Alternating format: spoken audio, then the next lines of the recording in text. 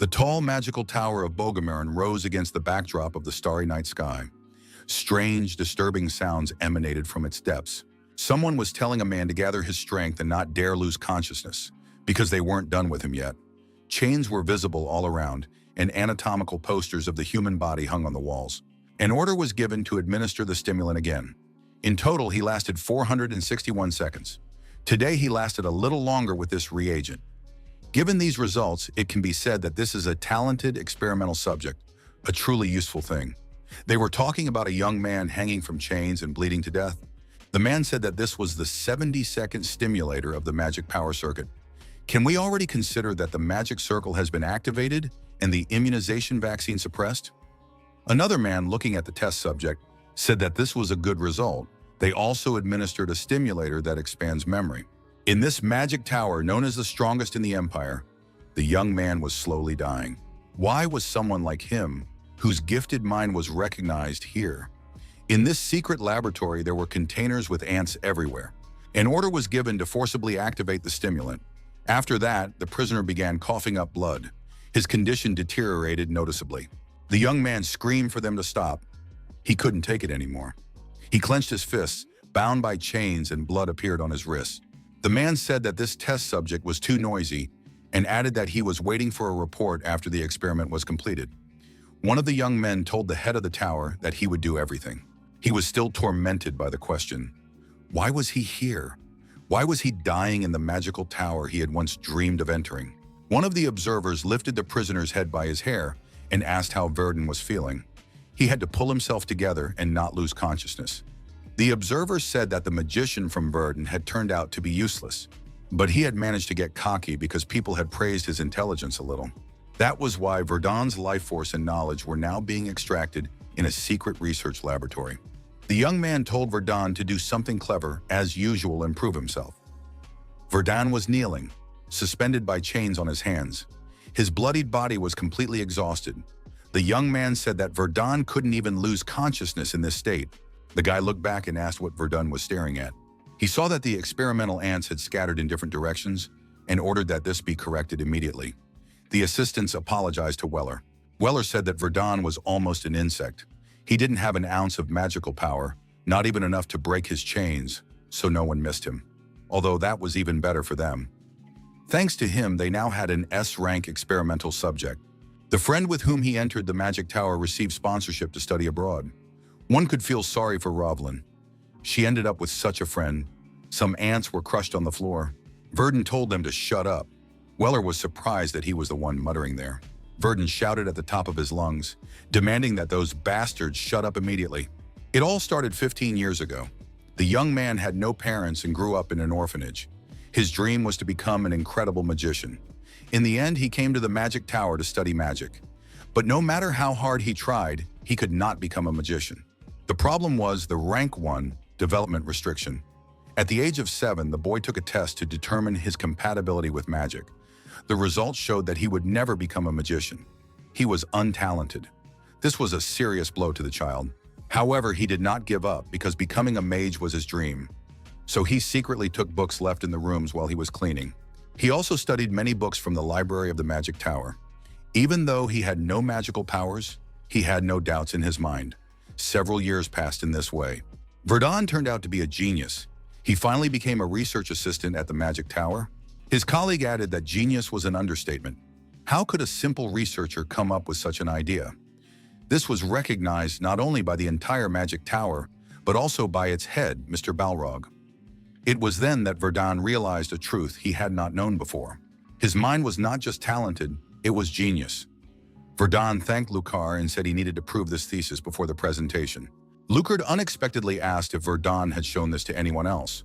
Verdun admitted that he had only shared it with him. Lucar was the only close colleague who recognized Verdun. Perhaps he had a chance to remain in the tower not as a servant, but as a scientist. That's what Verdun thought until Lucar made his work public, passing it off as his own. Verdun found out too late and immediately went to the head of the tower. Verdun argued with Balrog that he was the one who had come up with it.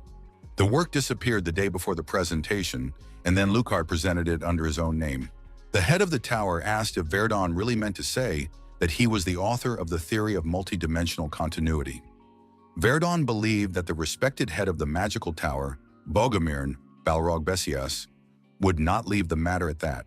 The young man said he was ready to explain everything from the beginning. Balrog replied that it was all very surprising. The head of the tower added that he did not know that there was such talent among ordinary researchers. Balrog smiled and told Verdun to come to his laboratory in 2 days, when the moon would be hidden. Now he wondered if he hadn't gone to the head of the tower that day. If he had run away from the tower then, would he have been able to live normally for the next 7 years? That's how he was forcibly confined to the head of the tower's laboratory. Weller called the prisoner a pathetic nobody who was always resisting. Tomorrow they would have to increase the intensity of the experiment.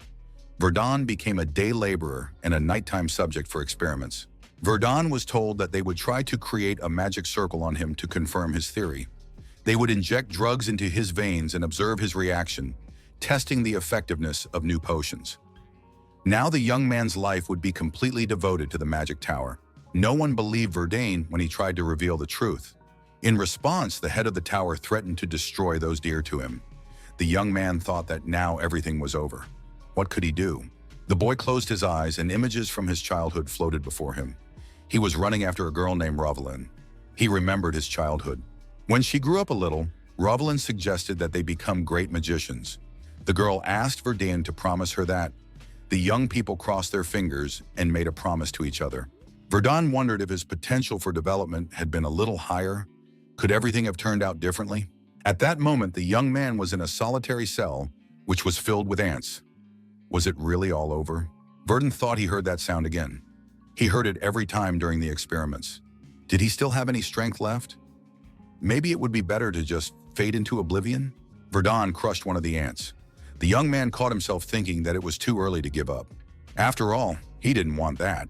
Nothing was over yet. Verdun's entire body was covered with ants again. For the sake of revenge and survival, he had to hold on, grit his teeth, and endure. A voice inside told him that Verdun would be reborn and would never be trampled on again.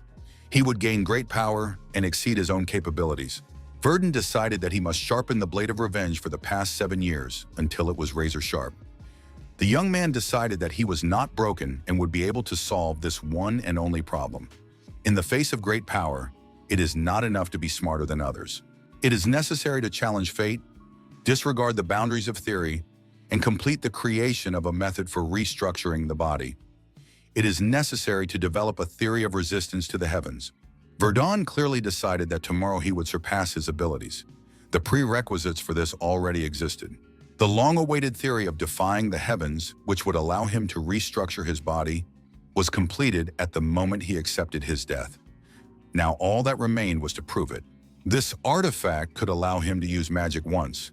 Verdun decided that magic would develop in him in the course of further activity. Verdun decided that tomorrow evening he would regain his freedom.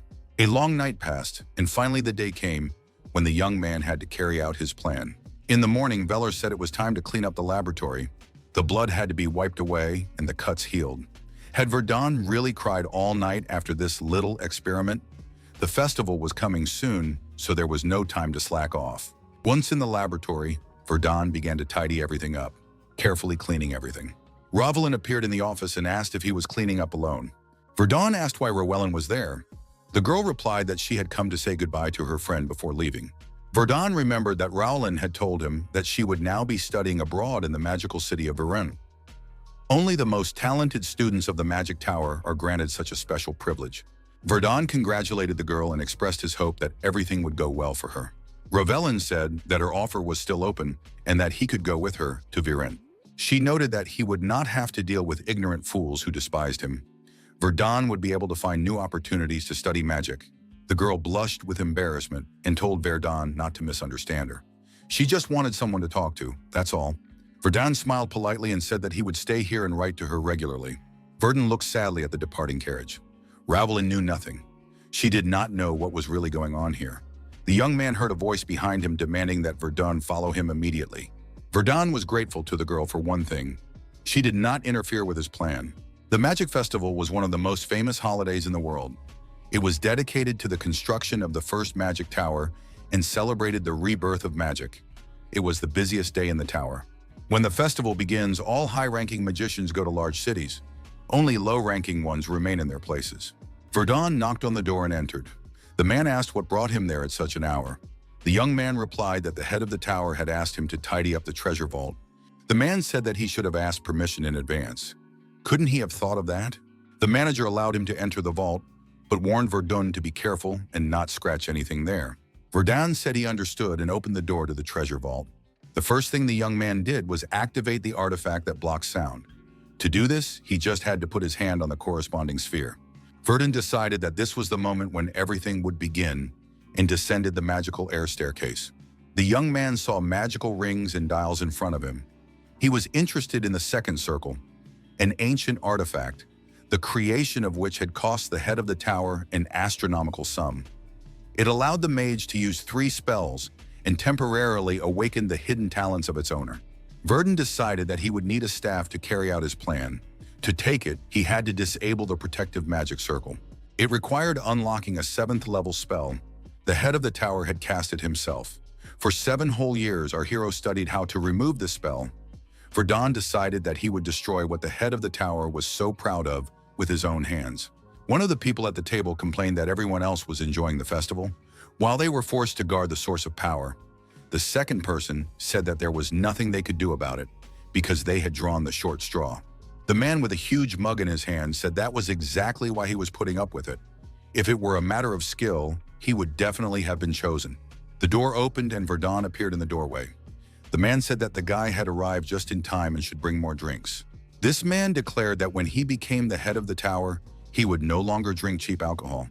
His colleague remarked that it was not easy to become the head of the tower. Verdun turned around and left the room with his staff in his hand. The man declared that he would definitely become the head of the tower. His colleague promised him free drinks in connection with this. Verdun waved his staff and began to carry out his plan. The man asked what the young man was doing. The man at the table asked if Verdun had gone mad. The young man did not expect such a reaction. The man jumped up from the table and shouted how this traitor dared to try to harm the mage. He would have to knock some sense into him. A 3rd level magic spell, Tsunami, was used. A surge of excess energy appeared in the room. Verdun responded with a 3rd level Earth Spear spell. The tsunami was broken and suppressed. The mage saw the Earth Spear rapidly approaching him and did not even have time to be afraid. As a result of this attack, the mage was wounded in the chest and began to bleed. Most of all, he did not understand how Verdun was able to do this. After all, he was only a pitiful 1st level. How did he manage to use magic? Verdun asked if the mage was surprised that the test subject was capable of such a thing. This is what happens when you play too much with people. It was the first time Verdun had seen the source of the magic tower's power so closely. It took 7 years to reach this point. Now, using the mana from the source, the young man would begin his confrontation with the heavens. If he failed, he did not know what would become of him. However, if he doesn't try, he will never know for sure. With a staff in his hand, the protagonist found himself in the center of the magic circle in front of the source of the magic tower's power. The reformation of his body began, and lightning flashed around the young man. The confrontation with the heavens began. Verdun screamed from the strongest surge of excess energy that burst out. A huge, powerful beam of light burst out of the tower and shot vertically into the sky, illuminating everything around it. The man traveling in the carriage noticed this colossal burst of energy from the source. The reason became clear. The head of the tower realized that someone had broken into his magical tower. Verdun, staff in hand, climbed out from under the rubble of the destroyed building. The force was so destructive that it swept away the entire structure. If he was still alive, then everything had worked out. The young man looked around and saw someone approaching him at great speed. Could it be the head of the magic tower? He must have sensed that something had happened to his people. The head of the magic tower saw the destruction and headed for where his tower had just stood. The head of the magic tower couldn't believe his eyes. Could this be the magic circle of teleportation? How dare he touch the magic tower? The Balrog shouted that whoever it was, even the emperor himself or a small child, he would be found and destroyed. Verdun thought he really wanted to sleep. He couldn't even move. It would be nice to stay here a little longer. Where did the sound of water come from? Where was he now? The young man looked into the water and saw his reflection. What had happened? Why had his appearance changed? His chestnut hair had turned ash gray. His black pupils had lightened and his eyes were now pure blue. Verdun had become a completely different person. Could something have happened during the reconstruction of his body? Verdun thought that he had dealt with those people from the magic tower and overcome the opposition of the heavens. Before the head of the tower could find him, he quickly disappeared using teleportation magic. Verdun had never seen such a forest. There were no such plants in the magic tower. That meant he had teleported across half a continent. In other words, the young man had managed to transform his body and escape in time through a pre-prepared magic circle. Verdun shouted loudly that he was finally free. The young man wondered how the head of the tower was feeling now. He must be furious. If the tower was destroyed, they would have to find the culprit and learn that their lab rat had escaped. However, this was not enough to completely destroy the magic tower. They may have lost their employees, but the head of the tower would definitely take countermeasures. Besides, it was not for nothing that Balroga Bessian was called the Almighty Man. Verdun thought that would be enough for now. The towers would be rebuilt, and in the meantime, he would become stronger in order to carry out his revenge. Verdun decided that he would destroy everything the head of the tower built before his eyes, and his name would be preserved in history. Revenge and fulfillment as a mage. These were the protagonist's goals. He decided that he could say goodbye to the magic tower. In the forest, there was a monster trying to chop a box with an axe. The young man activated the windcutter skill, and the monster was destroyed.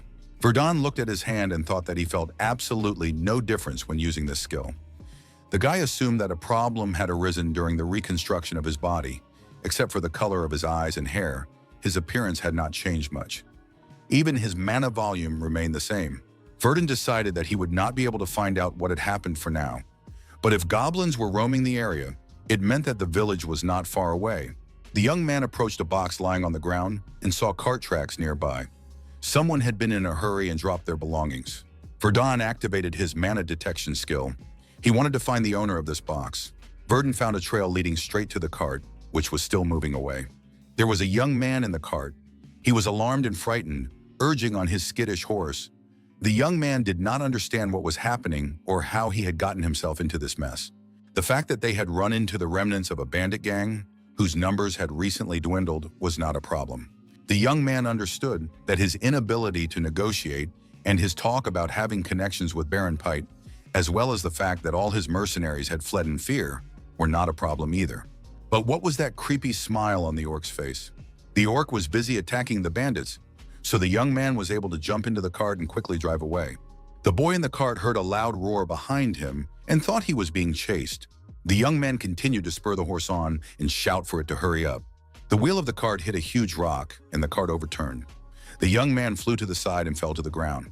The boy came to his senses and got to his feet. His back hurt badly from the blow. The young man looked around and saw someone's eyes glowing in the dark forest. There were many of them. Danger was approaching. Monsters emerged from the forest. There were many of them, and they looked scary and terrifying. The young man couldn't believe that monsters could destroy him after all.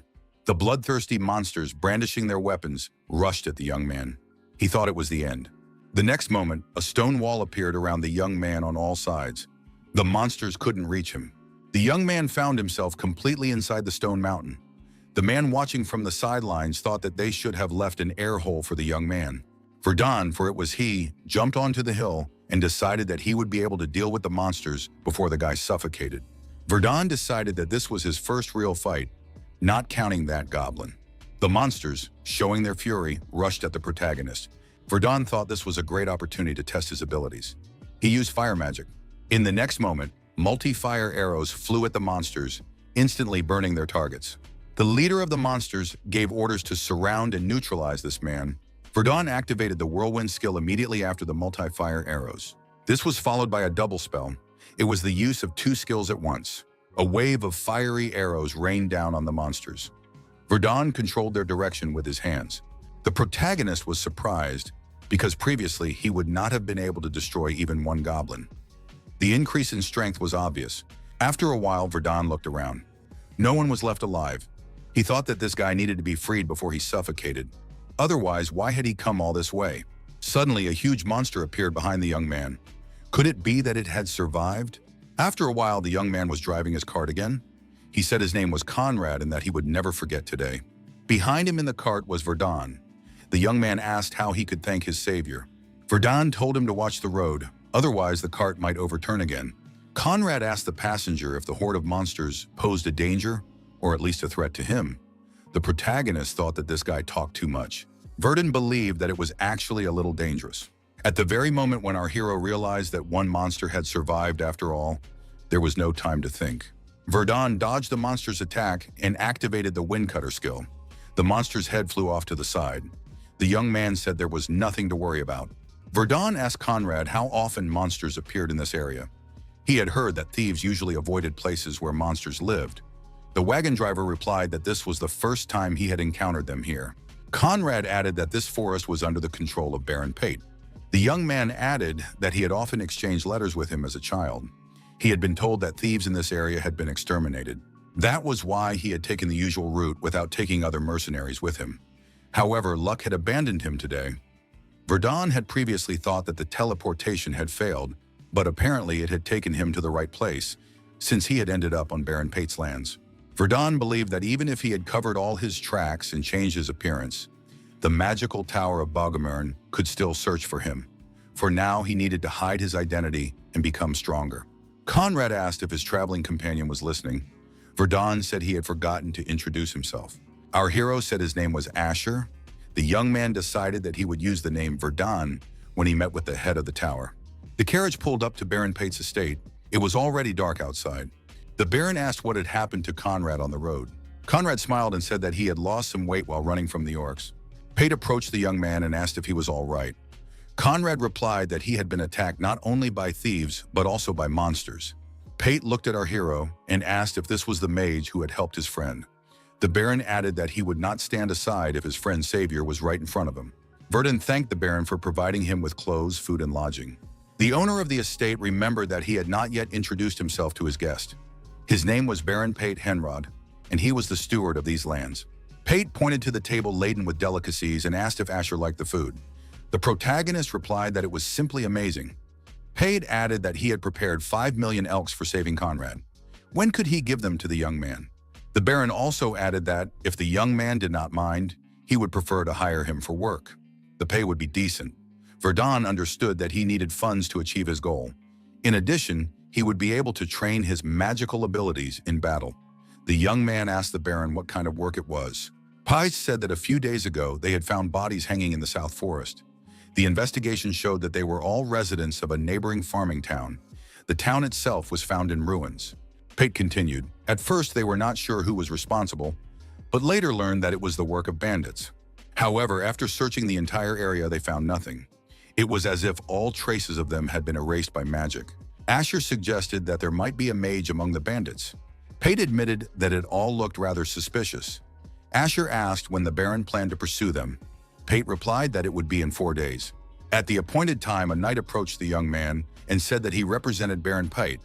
He was also responsible for this task. His name was Enoch. Enoch Harris said that the dark-haired guy's name was Harris, and the young guy's name was Peric. The protagonist greeted the knight and said his name was Asher. The young man thought it would be a good opportunity, but did not expect to have to chase bandits. Pate said that it was better to nip such things in the bud. Verdun decided that this would be his punishment for staying here. Enoch pointed to 2 people and said they were adventurers. They had gathered as soon as they heard that orcs had recently appeared. Verdun thought that the reward must be very high. Even the adventurers here were gold-ranked. Gold-ranked adventurers were on the same level as ordinary knights. In other words, they were experienced veterans who knew how to use energy to strengthen themselves and their weapons. Rumor has it that with such a rank, they are capable of destroying monsters single-handedly. Verdun wondered why they needed him, despite having 3 knights. Enoch replied that second-rank mages are usually as strong as knights, but they would have a hard time if the enemy used ranged spells. It would be best not to deal with a mage at all. Asher said they were unlucky. He saw a magic circle in front of him. The Dispel skill was activated. Enoch wondered where the magic circle had suddenly appeared from. How could something like this be on their territory? Verdun suggested that the spell he had just removed was just a camouflage. The rest had to be removed. Everyone had to stay in their places. The knights were amazed. Could this guy really destroy the magic circle so easily? Who was he? Explorers belong to a guild that accepts orders from all over the continent to explore unknown territories or scare away monsters that bother people. Death always follows adventurers.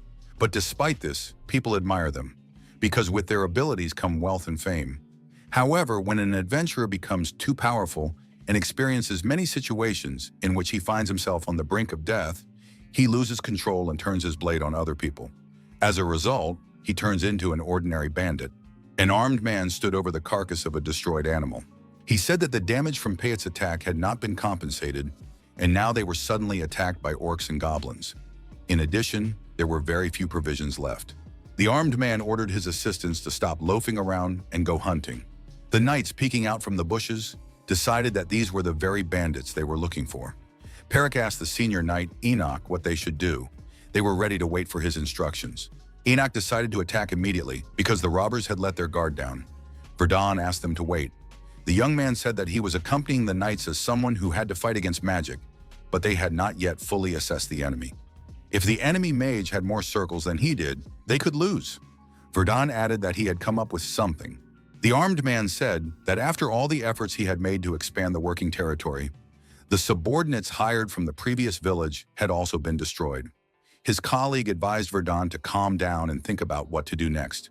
Who would have thought that an orc, laughing like a jester, would come and kill all their subordinates? When he worked as a researcher, he could not have imagined that something like this would happen. Vargas suggested that Vilshan attack another village. However, Vilshan replied that the Baron was angered by those hang from the trees, so they would not attack. Vilshan added that they had been hiding thanks to concealment magic, but now it was time to move on. They say there is a town called Martes nearby. They could loot the neighboring village. Suddenly, a fire attack was launched against these people. Vilshan used his magical abilities and said that a sudden magical explosion had been activated against them. This meant that someone had discovered them. At that moment, all three knights attacked the robbers. A mana barrier is a defensive ability that can be used quickly, but it is easy to destroy because it is not very strong. Destroying the barrier sends a backlash to the caster. Verdun said that one of their opponents was a mage and that his power was now clear. He was ready to deal with this mage, as they had agreed. Enoch replied that he was counting on Lord Asher. Varga understood everything and said that this time the Baron had sent people to destroy them. He hired the mage and the others, but his plan is not working. Varga and Enoch met face to face. Verdun began to chase the fleeing Vilshan. The robber planned to escape but did not expect anyone to chase him. Vilshan thought that fortunately his pursuer was using an earth wall. However, only those with 3 circles or more can fly. Vilshan asked how long his opponent was going to stand aside. Multi-ice arrows were activated. Vilshan decided he had to strike first. His opponent only had 2 circles, which meant he could attack him and only then leave. Verdun used fire arrows. Vilshan dodged the attack and thought it wasn't bad for someone with 2 circles. However, this guy had chosen the wrong opponent. Vilshan could see the outline of a person through the veil of smoke. He said that if his opponent had come with a knight, his position would have been disadvantageous. However, he could deal with such an opponent and then run away. Verdun appeared from the dissipating smoke. He said that he did not plan to let his opponent go. Vilshan noted that this was too much confidence and a rare ability to use complex attributive magic at such a young age.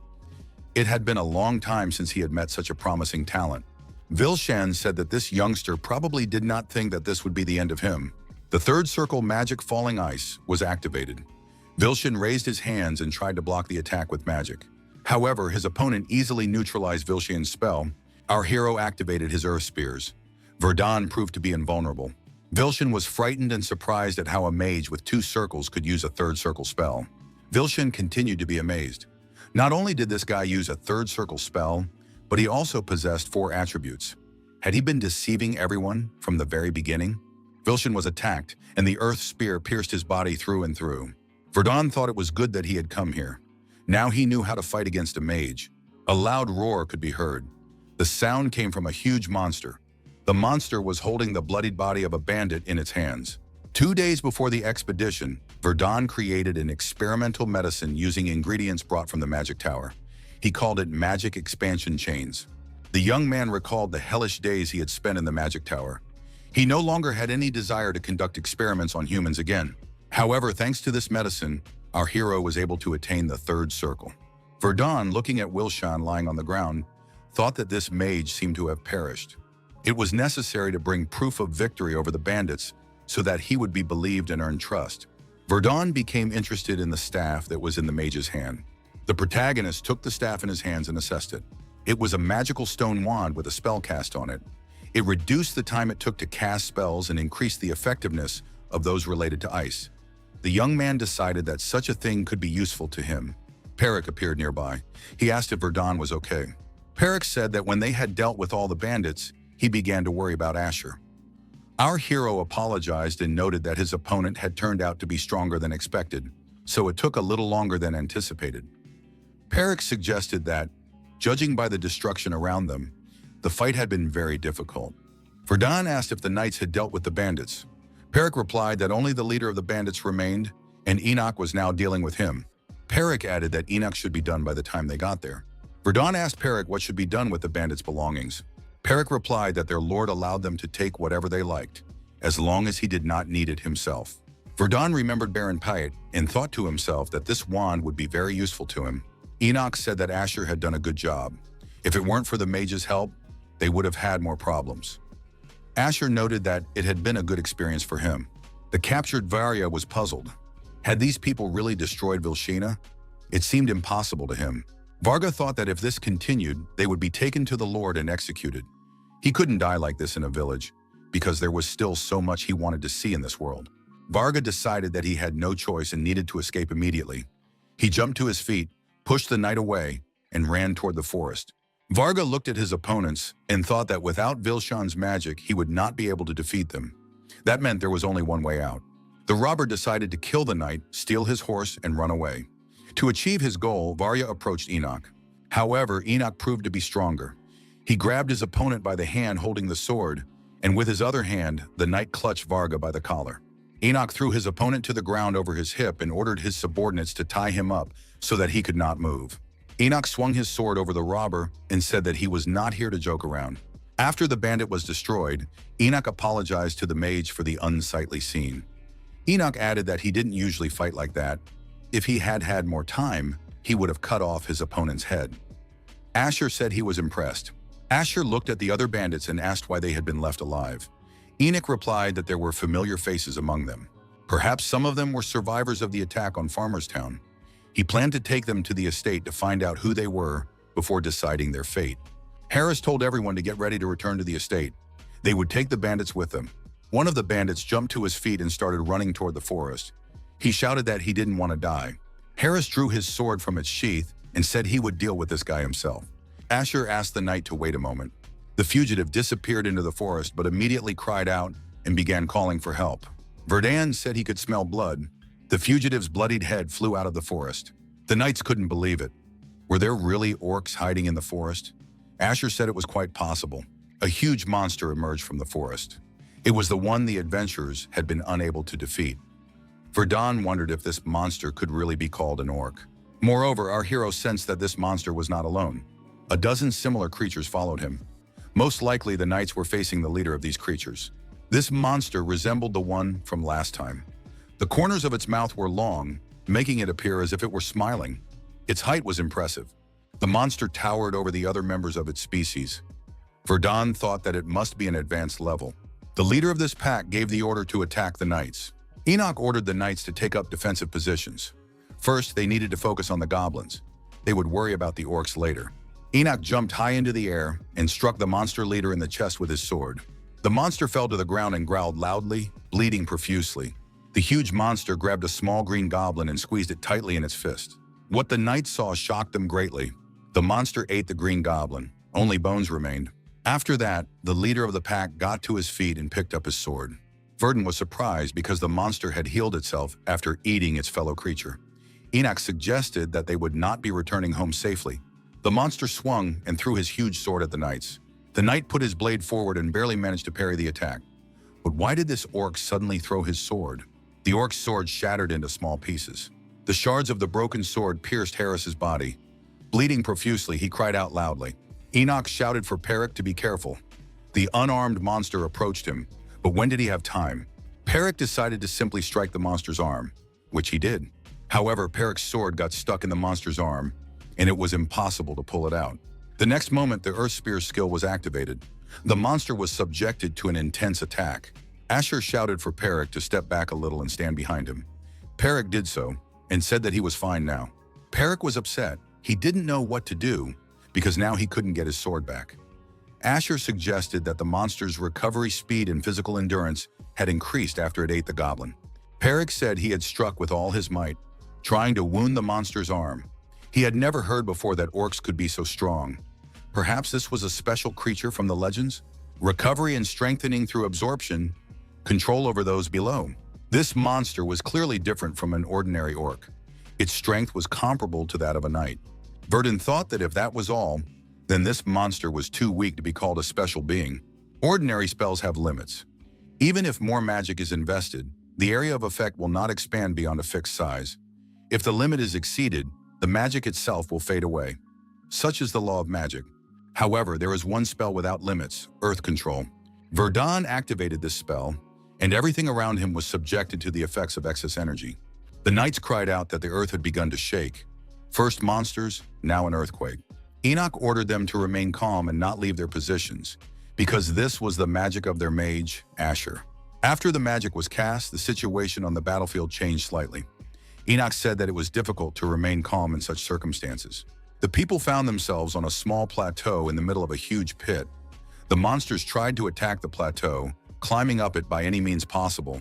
Asher activated the third circle spell, Fireball. The monsters below were subjected to a fire attack. Perrick said that monsters burn well. Enoch told Perrick to stay calm. Perrick added that he enjoyed watching the orcs burn. The third level spell, Fireball, has no limit to its expansion. However, there are no mages who use this spell as their main one, as it requires an incredible amount of mana. These costs do not justify the result. Verdun thought that if he had enough mana, the spell would be more powerful than a third level spell. However, this was beyond his capabilities. The huge orc continued to devour the goblins, so even despite the fire, it remained alive. Asher said that if this monster did not want to burn, then he would have to use the wave skill against it. Holding the newly acquired staff in his hand, Asher jumped off the plateau straight towards the monsters. Multi-ice arrows were activated, and the winter hurricane skill was used. The protagonist decided that he had to freeze this monster until it was completely stiff, leaving it no chance of escape. The double spell, Arrows of Bitter Cold, was activated. The protagonist decided that even if this monster was capable of infinite regeneration or was immune to pain, it would be unable to move while frozen. The Ice Sphere skill was activated. The monster was captured. The magical city of Virent. The interlocutors, sitting on the veranda with a cup of tea, discussed the latest news. The young man said with surprise that the magic tower had closed. Now he had definitely seen everything. They say that the tower's energy source exploded. The elderly interlocutor asked if the young man believed this. Most of the magicians had perished, and the tower itself had ceased to function. The extent of the damage was too great for the explosion of the source to be the only cause. The man said that it was divine punishment or that someone had orchestrated the explosion. One of the surviving magicians claimed that they had managed to prove the theory they were investigating. Did letters come from the tower while they were in practice? The man said that someone must have planned to seal the Bogomern magic tower, as the mages themselves would never have done such a thing. He had heard that secret experiments were being conducted in its underground laboratory. Perhaps that was the reason. The magician heard the man's words and grabbed him by the collar. He demanded that the man repeat what he had said. The mage turned out to be a girl. She asked the man what had happened to the magical tower of Bogomern. The people celebrated the safe return of the squad. After subduing the bandits, they returned to the territory of Payet. The Baron held a banquet to celebrate this occasion. The Baron told the participants that they had done an excellent job. It was a miracle that no one had been killed. But where had Asher gone? Our hero put on a suit appropriate for the occasion and said that he was a little late. The Baron replied that the mage had arrived just in time and could now drink some wine. The participants thanked the Baron. No one expected that even ordinary soldiers would be invited to the banquet. Asher said that they had defended this territory, and what did status matter in such a case? The Baron asked Asher about the defeated bandits, wondering if they were too strong for ordinary robbers. Asher admitted that they were nothing like the thugs he had known before. The protagonist thought that with such a high level of skill, they could have lived comfortably doing something else. The Baron said that Asher was right. According to the investigation, these people had a gold rank among adventurers. However, about 2 years ago, one of them killed his comrade and fled. After that, their whereabouts became unknown, but apparently they formed a gang and ended up here. Gold rank is the 4th highest among adventurers. It can only be obtained after many achievements. Our hero was not surprised that a reward of 10 million elks had been offered for them. Now it was clear why the Baron looked so pleased. After all, if Asher had not participated in this expedition, there could have been many more victims. The Baron said that the young man not only destroyed the bandits, but also dealt with the half-humans in place of the fallen adventurers.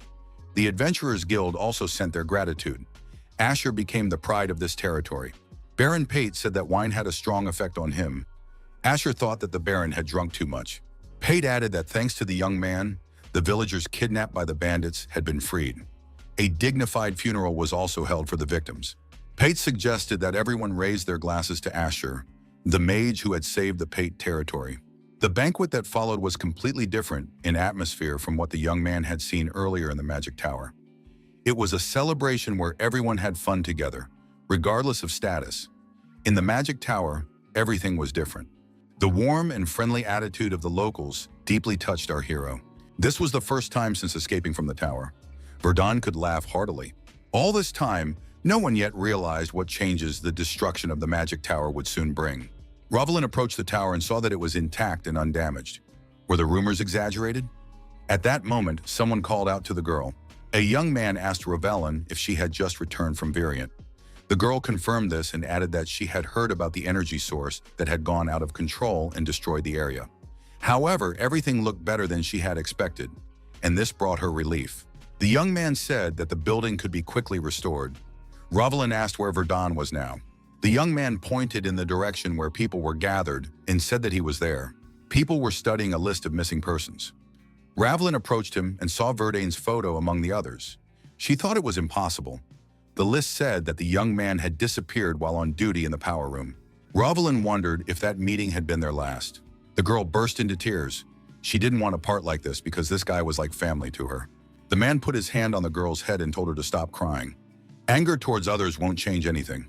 Rovelin raised her head and saw the head of the Balrog Tower in front of her. The girl asked what had actually happened in the tower. Balrog said that during the festival, the energy source had failed. All the mages in the Corps, including the officer on duty, had died. Years of accumulated data and research records were all destroyed. Everything that had been acquired through backbreaking labor. Even the magic circle of the treasury was damaged, leading to irreparable losses. Everything in the treasury, a collection of spellbooks and artifacts, was gone. The damage was impossible to estimate. However, the most important loss was experimental subject number 77. If they could bring his brain back, they could restore the lost records and achievements. The head of the tower said that at least they could take revenge. Although they had missed the main culprit of the power surge, they had a lead. Rovelin asked what the head of the tower meant. Balrog said that 3 hours before the power surge, someone had disappeared without a trace. All connections had been used to track down this person's whereabouts and past. Balrog handed the girl a pendant and said he had found it. Rovelin saw the symbol of the Dark Hour in front of her. The Dark Hour is a group that not only secretly studies magic, but also seeks to subjugate the world with its help. But what are they doing here? The chief said that they did not know how these people had entered the tower and caused the energy surge, but they were sure that they were involved. Balrog said that in order to appease those who had died, he intended to create a team to destroy the Dark Hour. The man added that a place had already been reserved for Rovelin in this group. Balrog noticed that, judging by the expression on her face, the girl had already made her decision. Rovelin crushed the pendant she had found in her fist in anger and thanked the head of the tower for waiting for her. A few days later, the Explorers Guild arrived in the territory of Pite. The visitor apologized to Sir Asher for the incident. The young man said that they had assessed the threat from the orcs as high, so they sent gold-ranked explorers, but the results were disastrous. Asher acknowledged that it was a simple accident. The visitor thanked the mage for his understanding and left a certificate of reward for this conquest. The reward took into account the risk and delivery of the body of a new type of orc. The total amount was 24 million elks. After taxes, half would remain. The visitor said that for independent individuals not registered with the guild, all rewards were subject to a tax of half the fee. Even if they wanted to refuse, they couldn't, as it was imperial law. Violation could lead to charges of tax evasion or theft. The guild representative said he knew a legal way to avoid the tax. Asher guessed that he would be offered to become an adventurer. The visitor confirmed that the young man was correct. Their guild had low tax rates for the highest ranks. Asher could start at the silver rank. Verdun thought that this might limit his future actions. However, he agreed. There was something more important than money. He wanted to become stronger in order to take revenge. Despite the fact that Verdun had lived as a test subject in the tower for 7 years, his essence remained that of a mage. The warehouse of the Adventurers Guild Seekers on the territory of Pate. A mage is always a seeker of secrets and an explorer. That is why our hero brought the body of the defeated orc here for full-scale research. This guild had an artifact that preserves the state of everything it covers. The orc's reddish pupils and skin did not surprise the young man. His torn mouth and more powerful physique compared to other creatures stood out. However, these features are far from those seen in more developed species, such as orc warriors or orc lords. His intelligence cannot be called exceptional either. Most likely this is a mutation rather than evolution. However, even if it is a mutation, there is insufficient evidence to explain its regeneration and incredible strength, achieved solely through nutrition. Verdun noticed a scar on the back of the monster's head. Regeneration is the ability to restore the body to its previous state. This orc's regeneration was strong enough to restore his burned body and even torn flesh, but it couldn't cope with one wound, leaving a scar. Verdun thought that if that was the case, then the orc must have gained its regenerative abilities after being wounded. The scar was a mark left by the cut. Only evolution could help half-humans acquire abilities after birth. The most likely conclusion was that someone had artificially created this orc, and that was very bad. Asher told the knights that they shouldn't have come here to see him off. Perrick replied that the mage had saved his life. It was the least he could do. Asher said he had received too much: a circulation ring, a beast skin cloak, an increase in mana, and its regeneration speed. Enoch told Asher to relax because it was a well-deserved reward that rightfully belonged to him. Perrick said goodbye, adding that if Asher visited a branch of Conrad's trade guild in another city, he should just mention his name. The mage would not regret it. A border village between the territories of Payet and Martes. Verdun canceled flight mode and descended to the ground. After studying the map, the young man realized that this was the only territory between them. If he stayed here for the night and went to the city tomorrow, it would be perfect. Verdun saw two people talking and thought that there might be some useful information here. He decided to eavesdrop a little and find out what was going on. The Whisper of the Wind skill was activated. One of the interlocutors said that the problem was definitely with the goblins. After all, they had stolen all the livestock, and they had to pay a lot of money to hire adventurers, even though they claimed they could handle it themselves. The other person added that someone might get hurt. Asher continued to stand and listen. One of these people said that subjugating the goblins was the adventurer's job, and that by tomorrow morning everything would be over, so there was no point in complaining. Their services were expensive. Verdun wondered if the goblins were really here. To ordinary people, they are just insects. They start with petty theft, but when there are many of them, they attack villages, steal goods, and eat people. Therefore, when goblins are discovered, the standard response is to call in adventurers. Verdun thought there was nothing unusual about that. One of his companions asked if the rumors that James had seen a monster in the forest were true. Another remarked that the village elder had forbidden them to talk about it. This was a few days ago. James went to check the trap he had set in the forest. A wild beast was caught in the trap. James heard the squeal of a wild boar and turned around. James saw a goblin with a torn mouth, larger than a normal orc. It was devouring the boar. Verdun did not expect to hear such a thing. A large goblin with a torn mouth. The young man thought it was difficult to accept this as a coincidence. The goblin was killed by an arrow that hit him right in the eye. It was the work of hunters who happened to be in the nearby forest. Myrna, a silver-ranked adventurer, asked with a bow in her hands if she had gotten better at shooting. Loke, a silver-ranked adventurer, sighed meaningfully in response. Loki said that Myrna was bragging about hitting a target that was really close. The other adventurers asked the two to stop arguing. They were on a mission after all. Iris asked Mild if he had found any traces of goblins. Mild pointed and said that there was a cave that looked like a goblin lair. Iris noted that it was a totem made of animal and human bones, a symbol of the highest species of hobgoblins. They should be careful to ensure everything went smoothly. Iris added that the first thing to do was to destroy all the warning devices and totems before entering. The mage Iris activated her piercing gaze skill. Now all the adventurers could see perfectly in the dark. Iris noted that even without a lantern, they were no longer afraid of the darkness. Loke said that this was to be expected from a leader. She could always be relied upon. The young people cautiously entered the cave looking around. Iris looked back, and Myrna asked what was wrong. Iris replied that she thought she had sensed mana. Deep inside the cave, goblins worshipped a sacrificial fire containing the bones of creatures they had destroyed. Suddenly, one of the goblins was pierced by an arrow shot from a bow. The arrow pierced his head and he fell backward. The adventurers rushed at the goblins with cries. Myrna said that everything was going smoothly and that they would probably finish quickly. Iris warned Myrna not to let her guard down. The adventurers saw the entrance to another room in front of them. What did this mean? Myrna said it might be the hobgoblin's lair and went to check it out. Iris reminded her that if anything happened, she should give the signal. Myrna went further and saw many destroyed goblins. Who had done this to them? Loki followed the girl and asked what had happened there. Myrna heard something that sent a chill down her spine. The young people saw a monster eating its younger brothers.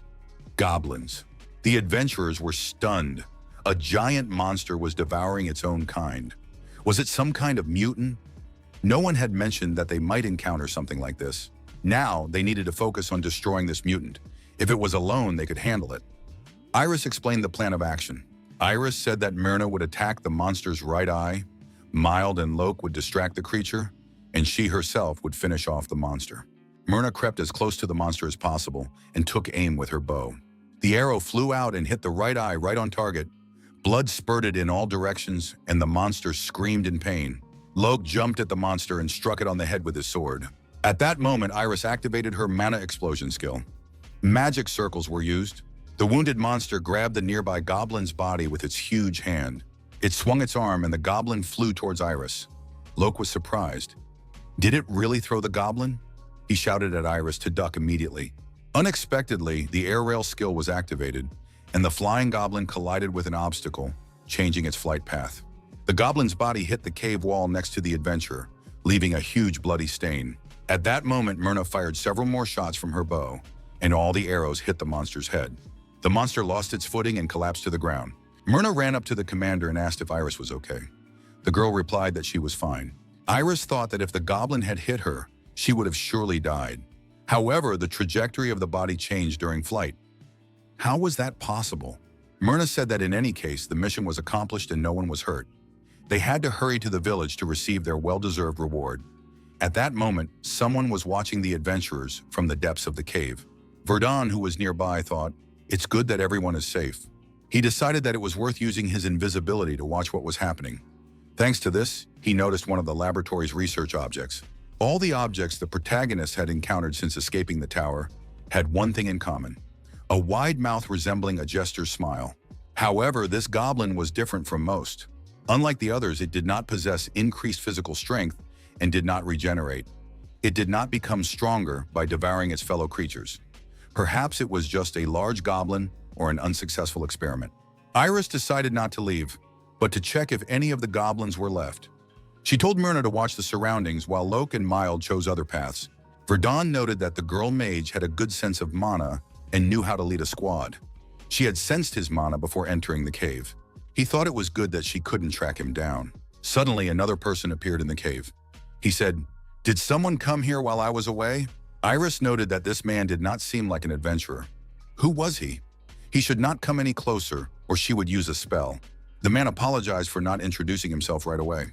He said he was the guardian of this place, the very place they had destroyed. The stranger said that the monster shouldn't have been so active. However, he even managed to build a totem, thereby attracting attention. Brain manipulation wasn't enough to completely subdue his instincts. The stranger asked if the adventurers had noticed anything strange about this goblin, any unusual behavior. The stranger concluded that, judging by the adventurer's silence, this monster was simply larger than usual. If the professor found out about this, he would be extremely upset. The man said that what was done could not be undone. It was better to start with what could still be fixed. That meant that all these adventurers had to die here. Iris asked if this guy really meant that he was ready to fight them alone. The stranger confirmed this. Because of them, this specimen had died, and the experiment had been limited. Even if that hadn't happened, there was no guarantee that they wouldn't tell anyone about what they had seen and about the cave itself. Iris asked what would happen if they promised not to tell anyone anything. The stranger replied that he was not interested in their guarantees. In any case, he was not going to let them go. The villain drew his sword from its sheath and said he really wanted to hear their screams. He asked which of these adventurers was ready to die first.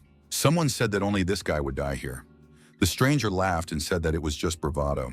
However, he immediately tensed up because the voice came from behind him. Who could have said that? The voice said that it was this guy who was trying to show off and appear tough when he said he wanted to hear their screams and asked who was ready to die first. A protagonist appeared between the adventurers and the stranger. The young man said that he wasn't going to interfere if this man hadn't crossed the line. The man in black was indeed ready to destroy all the adventurers. Verdun noted that this stranger called the goblin a test subject. He also mentioned someone behind the scenes whom he called a professor. Verdun decided that this was undoubtedly related to the Jokers, monsters with slit mouths. The stranger asked who was standing in front of him. Verdun replied that he did not consider it necessary to answer that question. The villain said that it would not change anything. This guy would still be destroyed and die by his hand. Verdun used the multi-fire arrows skill and directed the attack at the villain. At that moment, a mana pulsation occurred, and the opponent was blown back by the shock wave. Verdun realized that his opponent had increased movement speed. He had definitely become stronger with the help of energy. His sword strikes were lighter than those of the knight from Pite. However, his speed was significantly superior to theirs. It would not be possible to end the fight with a single blow. He would have to change his strategy. The villain said that his opponent was using magic too quickly. In that case, he would also have to increase his speed. Verdun activated the skills Winter Wind and Ice Spike. At the same time, he used Double Spell. The villain was surprised. Was his opponent really capable of using the elements of ice and wind at the same time? He clearly couldn't be underestimated. An ice peak explosion occurred, and fragments flew in different directions. The villain said that it looked impressive, but if the attack did not reach its target, it was all meaningless. The stranger in black attacked the hero with a sharp lunge forward with his sword. However, Verdun easily dodged the attack. The adventurers and the villain were stunned. Could an ordinary mage really dodge a sword strike? How did he manage to react so quickly? The villain claimed that his opponent had provoked him into counterattacking. This was not a typical tactic for a mage, but the trick would not work again. Verdun said that in that case, he would fight like a real mage. The adventurers were surprised again. Suddenly, the ground beneath their feet shook and began to rise. The adventurers were frightened. How high would it lift them? Iris said it was landscape manipulation. The spell is known for its inefficiency and mana consumption, but this guy uses it in real combat. Iris added that it was a double spell and a quick reading of large-scale magic. His mana reserves must be enormous. This is an extremely rare style of combat. The girl had never even heard of anything like it before. The villain was surprised why his opponent retreated. After all, he said he would fight as a mage. Did he really think that being on top made him untouchable? The stranger in black did not understand why his opponent, having moved to the top, had also moved the adventurers there, despite the enormous consumption of mana. The villain looked down at his feet. Had the flames melted the ice? The young man thought that even among the Academy's professors, only a few were capable of using this element.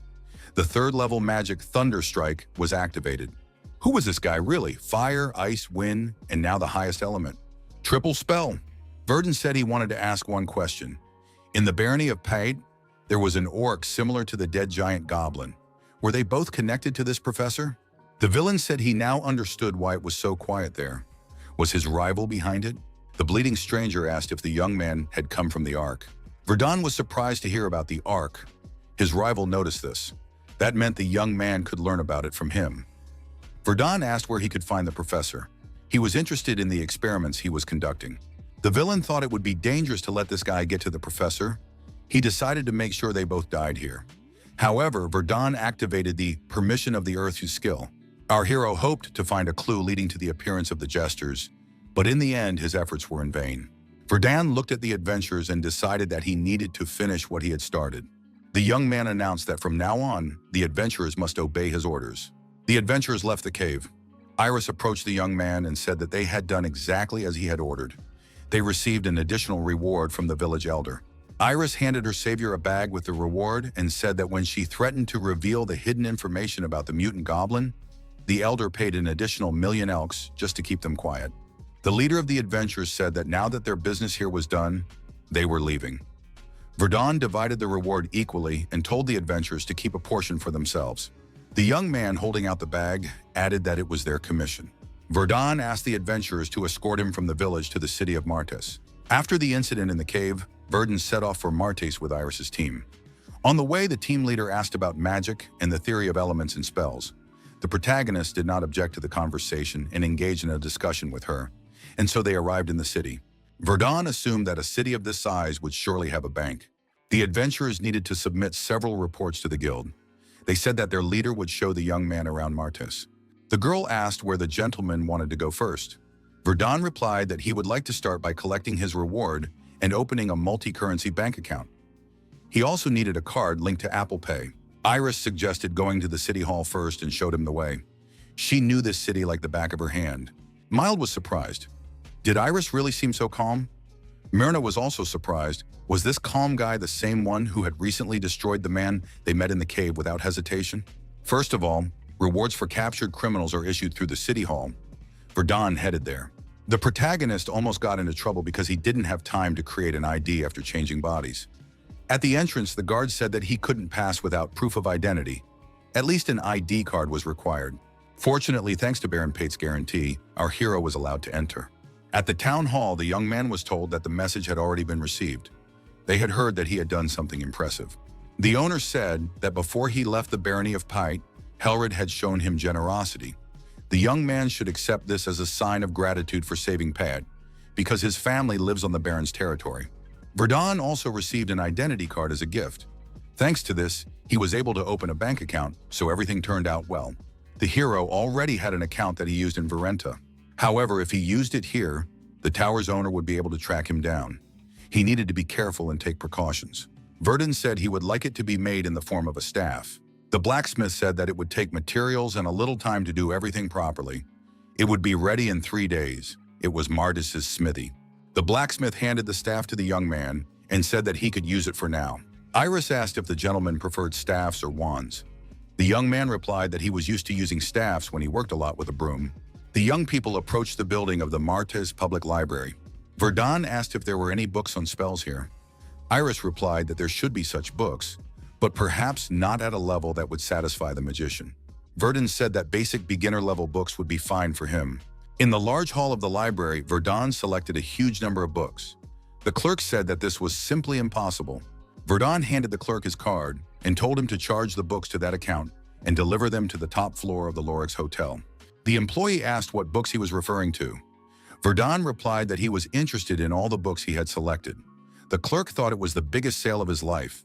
Verdun received his reward, opened a bank account, ordered a staff, and rented all the books on magic. Iris said she was very tired. Iris looked at the magician and wondered who this man was. She asked if she had taken him to all the places he wanted to go. Verdun thanked her and said that was enough for today. Iris was surprised. Only for today. The girl remembered that she hadn't asked his name and asked how she should address him. The protagonist replied that his name was Asher. The girl could call him whatever she wanted. Iris suggested they switch to informal terms and communicate informally. Verdun thought that this girl was getting too comfortable too quickly. Iris decided that she had a chance to find out something that interested her greatly. She asked why Asher was in that cave. Verdun pondered how to respond. Should he tell the truth that he had saved them by accident? But that would be strange. He needed to come up with an excuse. Verdun said he had been following the man. Iris thought that sounded plausible. After all, Asher had indeed asked that man about some professor. Could Asher be a secret agent pursuing a shadowy organization? Verdun closed the book and said that he hadn't gained much from it, but it was enough for today. They could go back. Iris said she would walk him out since Asher was here for the first time. Verdun said he didn't mind. After a while, the young people said goodbye. Iris wished him good night and said they would meet tomorrow. The girl sighed with relief, sat down on a bench and said that they were finally done. Asher was indeed a very strange person. Iris thought that he had a very high level of magic because he could control all the elements. Such a volume of mana was impossible to measure. Even at such a young age, Asher has a theoretical understanding that even the professors at the academy don't have. In addition, he is able to explain everything. The girl thought that with such a handsome face, this guy must be very popular. She noticed that when you start talking to him, Asher gets strangely tense. It's almost like talking to a scarecrow. Or maybe he just relies on his looks. The girl blushed with embarrassment. She didn't understand why she couldn't get his face out of her head. However, among all the magicians Iris had met since graduating from the academy and starting work, this guy was definitely the most talented. You don't meet someone like that every day. Iris decided that the next day she would ask him more about elemental magic. Suddenly, there was a powerful explosion behind the girl. accompanied by a burst of bright flames. Iris looked back and saw that the explosion had occurred at the Lorix Hotel. The girl remembered how Asher had said he was staying at the Lorix Hotel. A human silhouette emerged from the flames. Iris thought anxiously, could it be Asher? The boss was informed that Sergen had been killed. The man asked who had killed him. His assistant said that traces of magic had been found in the cave, so someone else had killed him. In a fit of rage, the boss threw a glass of water at his assistant. The man calmed down and told his subordinate not to play dumb. He repeated the question, who killed Sergen? The assistant replied that they had not yet identified the killer, but had found evidence that someone had taken the order from the village. The boss said that this was disappointing.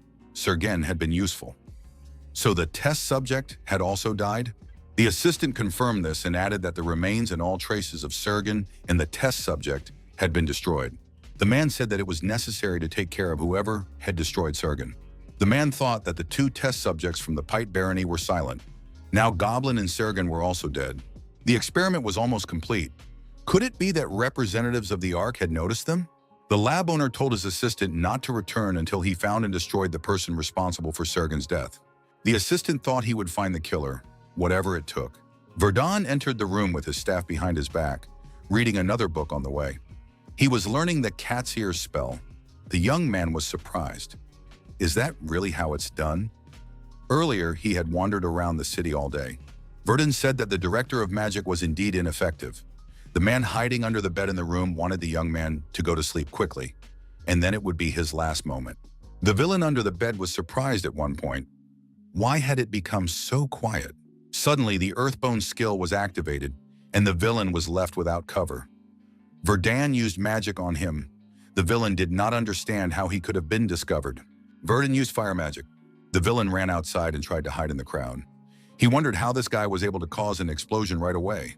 Wasn't he afraid of doing that in a confined space? He was definitely at least third level, so it was best to retreat for now. The villain shouted from the crowd that the mage had gone mad and was going to destroy the entire city. The frightened townspeople cried out, was their city in danger? Someone shouted that they needed to scatter in different directions and notify the guards. Verdun watched the crowd, trying to find the killer who had not reacted to the detection of magic. However, he was impatient and made a mistake, as he did not completely hide his presence. Now his existence became even more noticeable. As noticeable as a black hole on a white page, Verdun noticed the fleeing criminal. The villain did not understand how he had been detected. How could this guy sense him? Who had the Ark sent to them? He had never heard of such a monster before.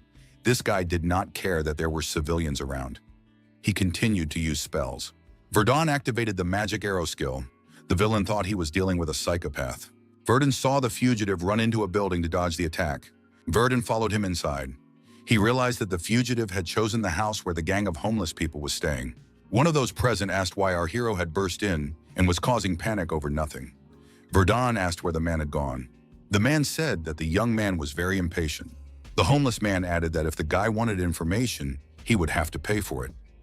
Verdun decided that there was no other way out. The fugitive must still be inside. It turned out that the fugitive was hiding behind the homeless man. Suddenly, he stabbed the man with his sword, trying to get to Verdun. The protagonist thought that this scoundrel had destroyed an innocent man and even stabbed him in the back with a sword. Verdun considered this despicable and activated the shockwave skill. The villain lost his footing and flew far back. The criminal thought that magicians usually cannot attack and defend at the same time. If that was the case, he would lure his opponent, use magic barrier, detonate a smoke bomb, and escape. Verdun understood his opponent's intentions and was ready to use magic barrier.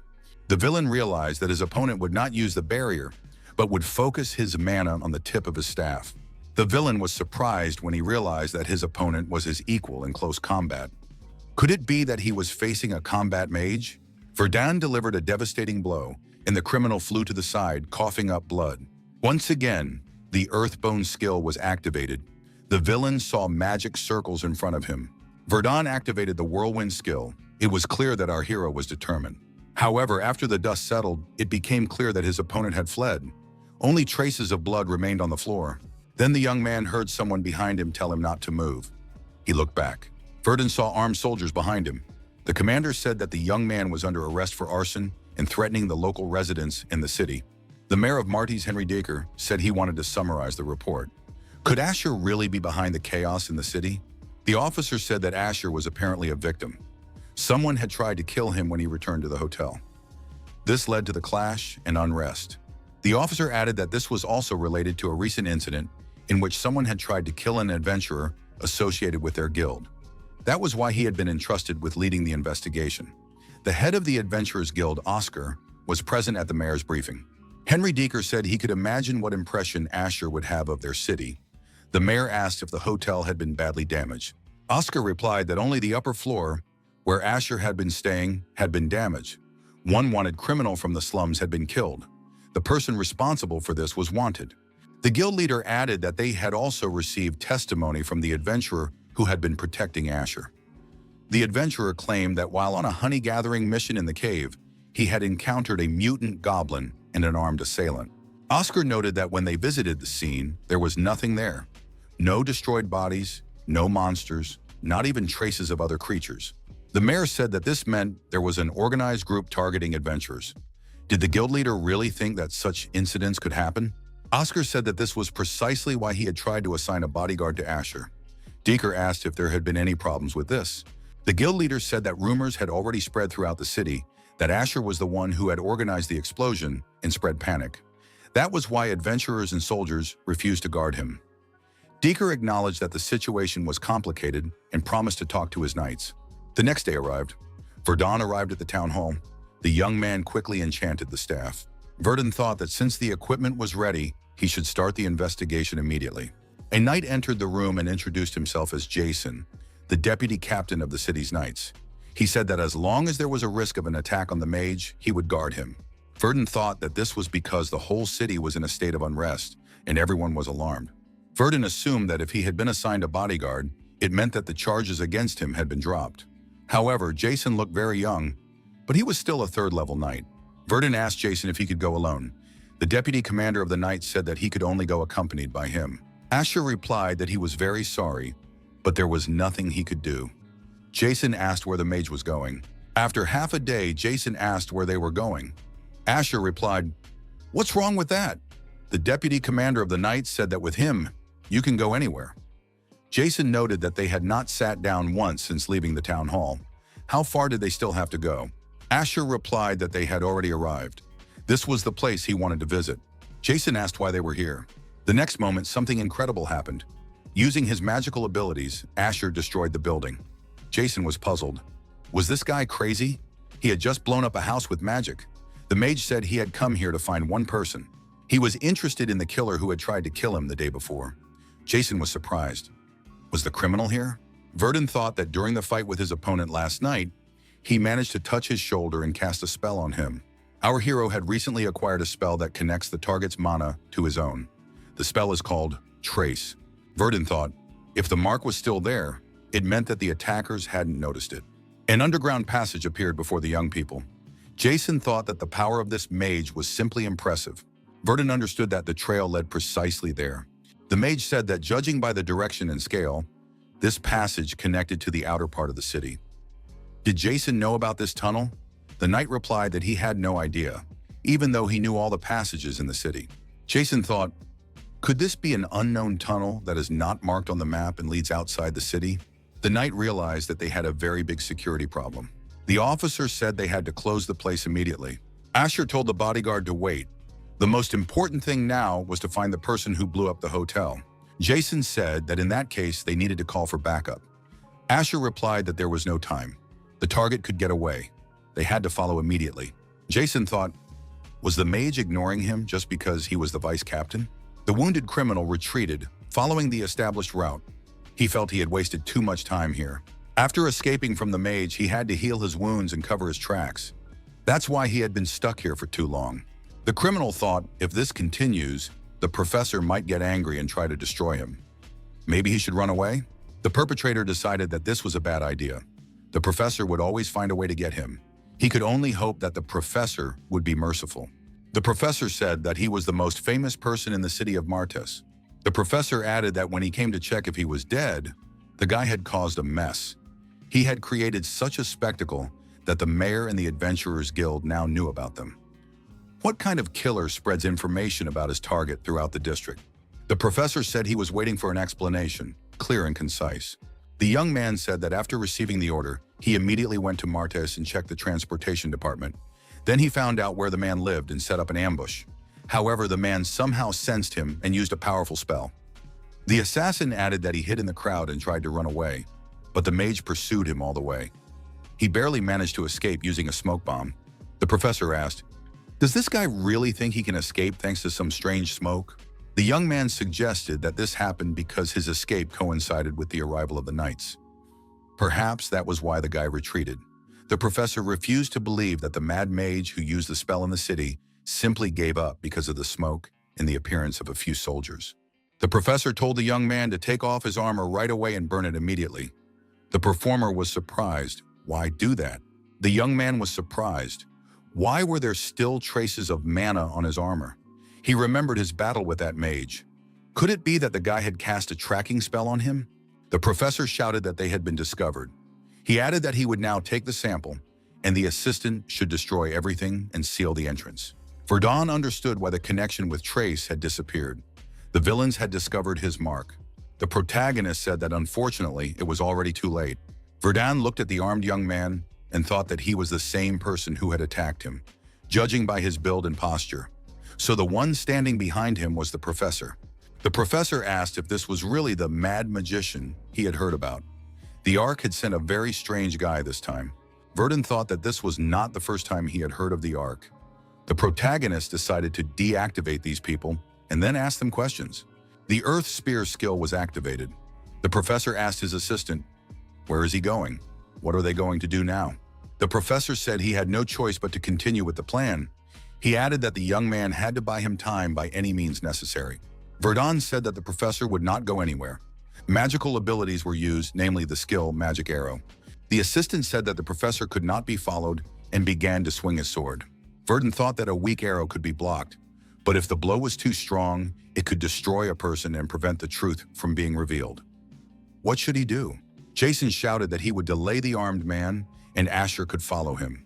Verdun tried to catch up with the man. Where could he go? The protagonist understood that the professor couldn't have gone far. Verdun covered his nose with his hand. He smelled something strange, a mixture of rot and decaying bodies. The professor said he didn't expect anyone to be able to stop this guy, but he didn't think the young man would show up so quickly. However, he really wanted to show him the results of his work. Behind the professor was a dark cage with glowing teeth and eyes visible inside.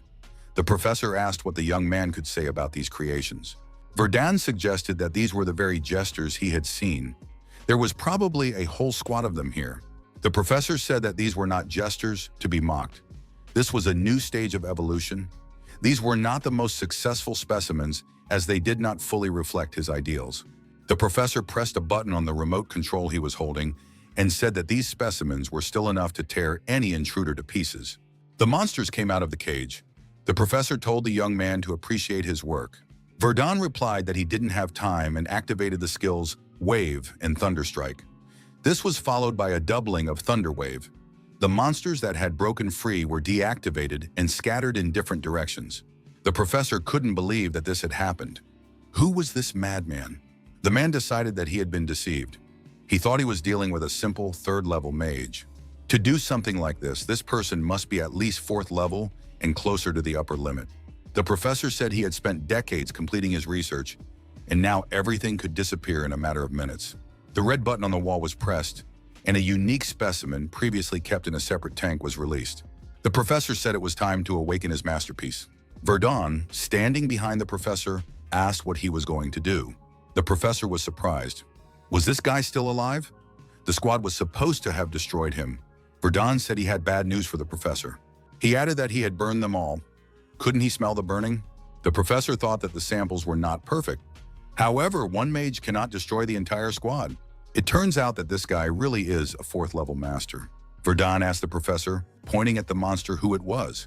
The professor replied that it was his opus magnum, his child. The professor said that it was the devourer, the embodiment of his philosophy. It feeds on flesh in order to evolve. Verdun heard that this was the future of humanity. The villain added that it was the ideal branch of development. The professor reached for the red button. Verdun understood that a confrontation was inevitable. Verdun thought he was literally a second too late. The professor pressed the button before he could prevent it. Verdun thought that the professor was predicting cannibalism for the sake of the future. The young man now understood what the professor was trying to do. The monster prepared to attack the hero.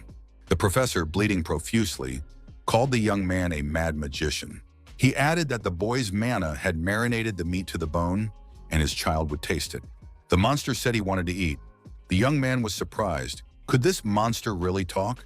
The monster shouted again that it was hungry, and added that this man looked delicious and should be eaten. Verdun decided that the creature could be getting stronger. Mages spend years training to perform such tricks, or they use powerful artifacts. The monster saw no need for that. Verdun understood that the creature would not stop now. The young man thought that the monster had enough skill to carry out endless attacks only in his blind spots. With such a level of skill, it was worthy of being called opus magnum. The monster swung its arms and rushed at the protagonist.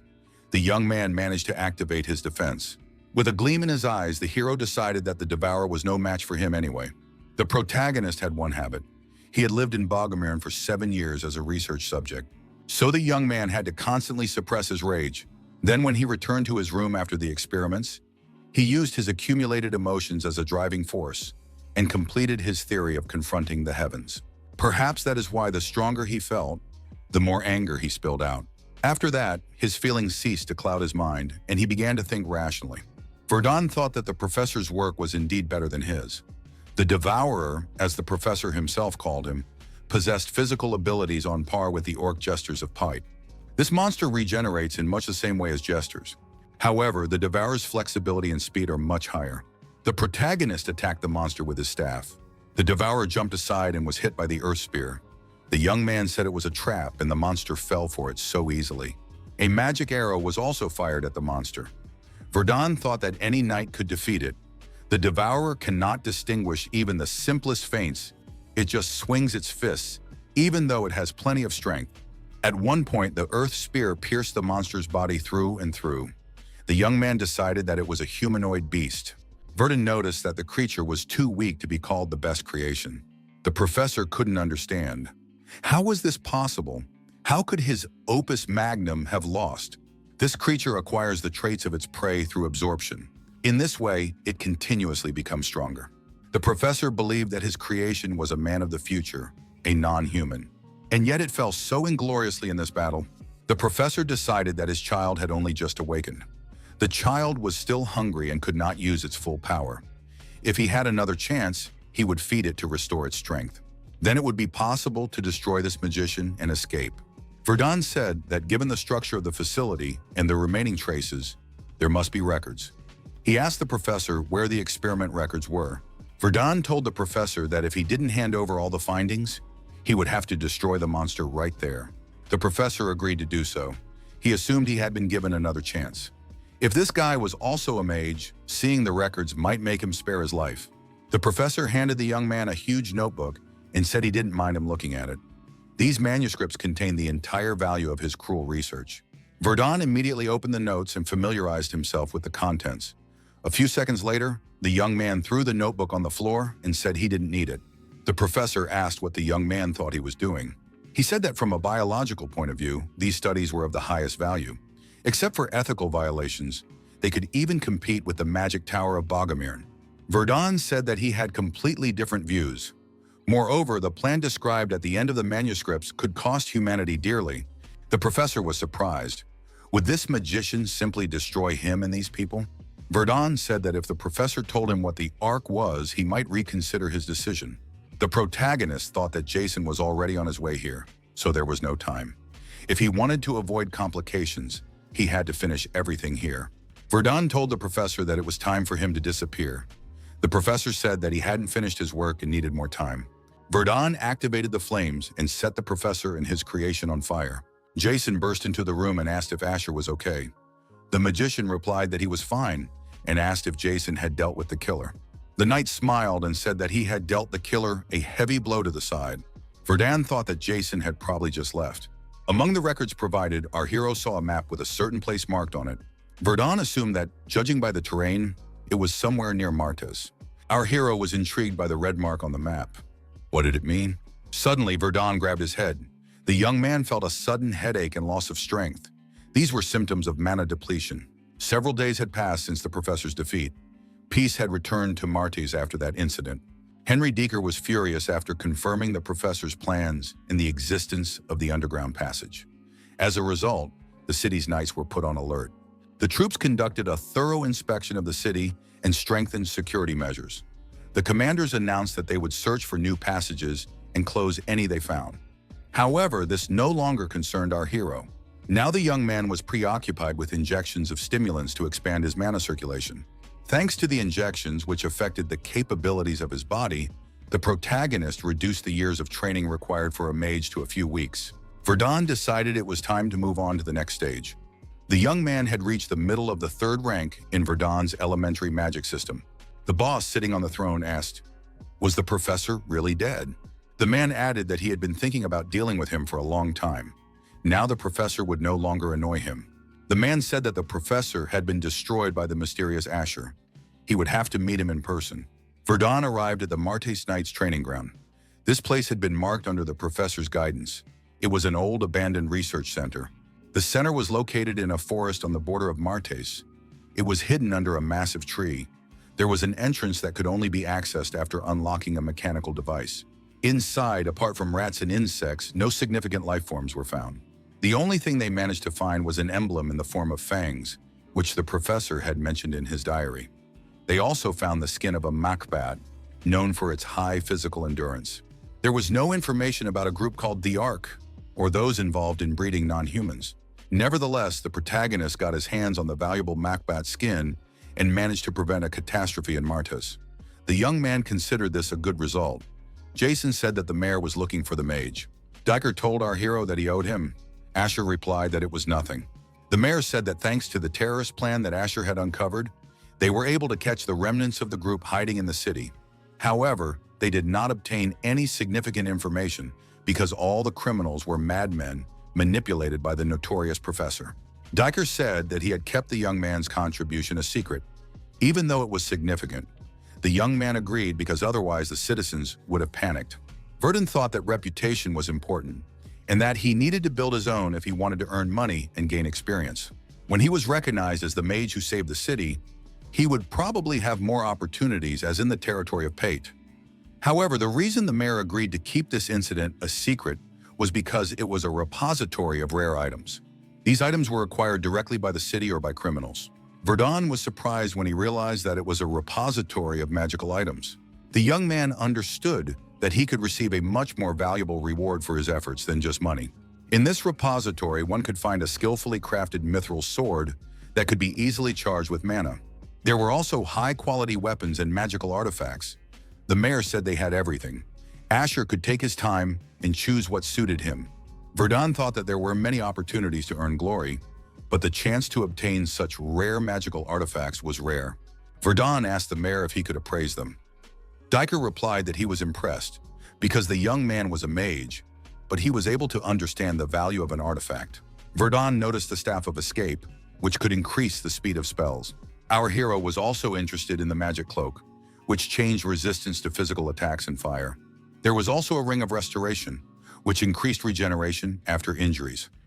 Everything was useful, but there was nothing of personal value to our hero. However, the young man was intrigued by an unusual ring. "What is this?" he asked the mayor. The ring did not respond to appraisal, so it was probably not a magical item. Diker told the young man not to rush, as he had plenty of time. Evening came. The mayor said it was time to make a decision. Verdun showed the necklace of protection and said he had chosen it. It was an automatic mana barrier.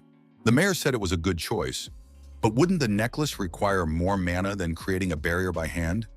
Verdun said that wasn't a problem for him. Diker thought that letting the young man go with just that was a little cruel on his part. The mayor decided to give the mage the ring he had recently been looking at as well. Verdun was surprised. "Am I really allowed to take both items?" The mayor said that he was the hero of this city. Another trinket was just a trifle. Verdun said he planned to stay in the city for a while longer. He needed something very important: the territory of the Viron mine. Workers with pickaxes in their hands were breaking rocks. Suddenly, during the excavation, the workers came across a skull. One of them was frightened. His colleague asked why he was panicking. "Have you never dug up bones before?" The worker replied that it looked very strange in this place. It seems that something is wrong with this skull. Why does it look intact? The worker kicked the skull with his foot and said that it would be better that way. His colleague said it was time to grab a pickaxe and get back to work. They had to finish today. One of the workers asked his colleague what was behind him. The man replied that there was nothing behind him. However, the same cracked skull was looming there. The skull made strange noises and glowed unnaturally. Suddenly, undead creatures appeared in the mine and attacked the workers. The frightened workers shouted that they had to leave the mine. However, the undead were armed and the workers were unable to escape to the surface. They were destroyed. After that, rumors began to spread that undead creatures had appeared in the mines of the Viron territory. With the appearance of creatures that could not be destroyed, a state of emergency was declared in Viron. Testimonies spread from survivors who had managed to escape from the mines. The entire territory was plunged into fear. Meanwhile, the tragic story of Viron began to spread by word of mouth. At some point, a messenger from Viron also arrived in Martes. Thus, the news reached our hero. Verdun, experimenting, asked Iris, "Is this an example of a correct magic spell?" The girl confirmed and added that now they had to try to move quickly together with him. It took the young man a whole month to learn this spell. A month had passed since the professor's destruction. All this time, Verdun had been learning magic from Iris. During a practical lesson, when he encountered an orc, our hero practiced the skills increase strength, increase reaction speed, and enhance senses. Verdun jumped over the orc, swung his staff, and activated the barrier spell skill. Our hero had finally reached the level where he could use all these skills in battle. Iris said it was simply incredible. The mage defeated the orc with his bare hands in just 13 seconds.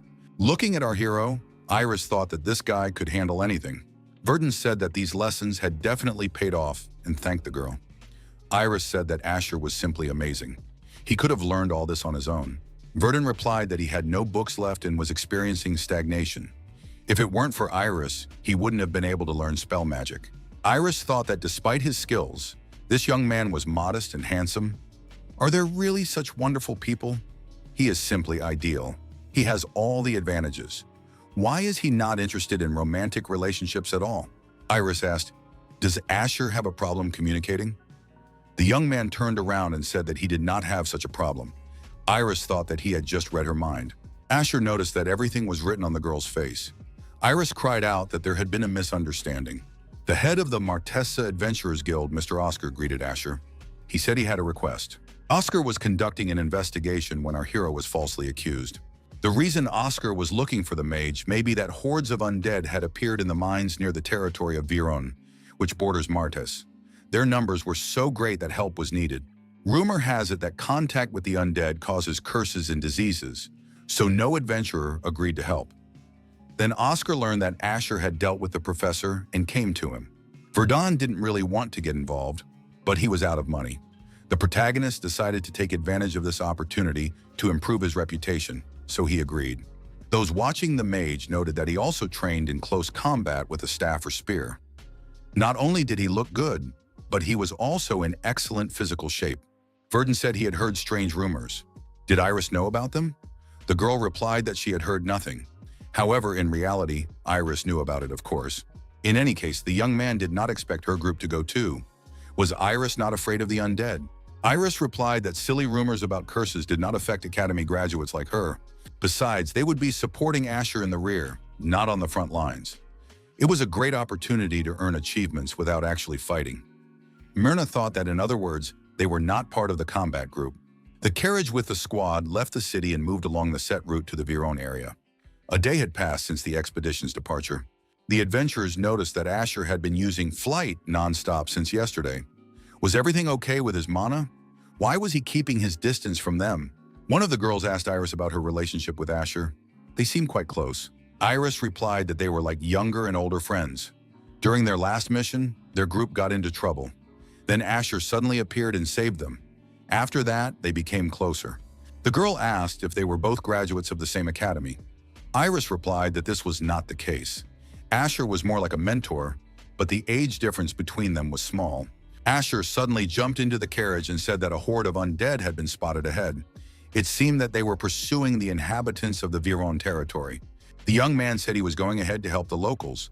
He flew up into the air and headed in the specified direction.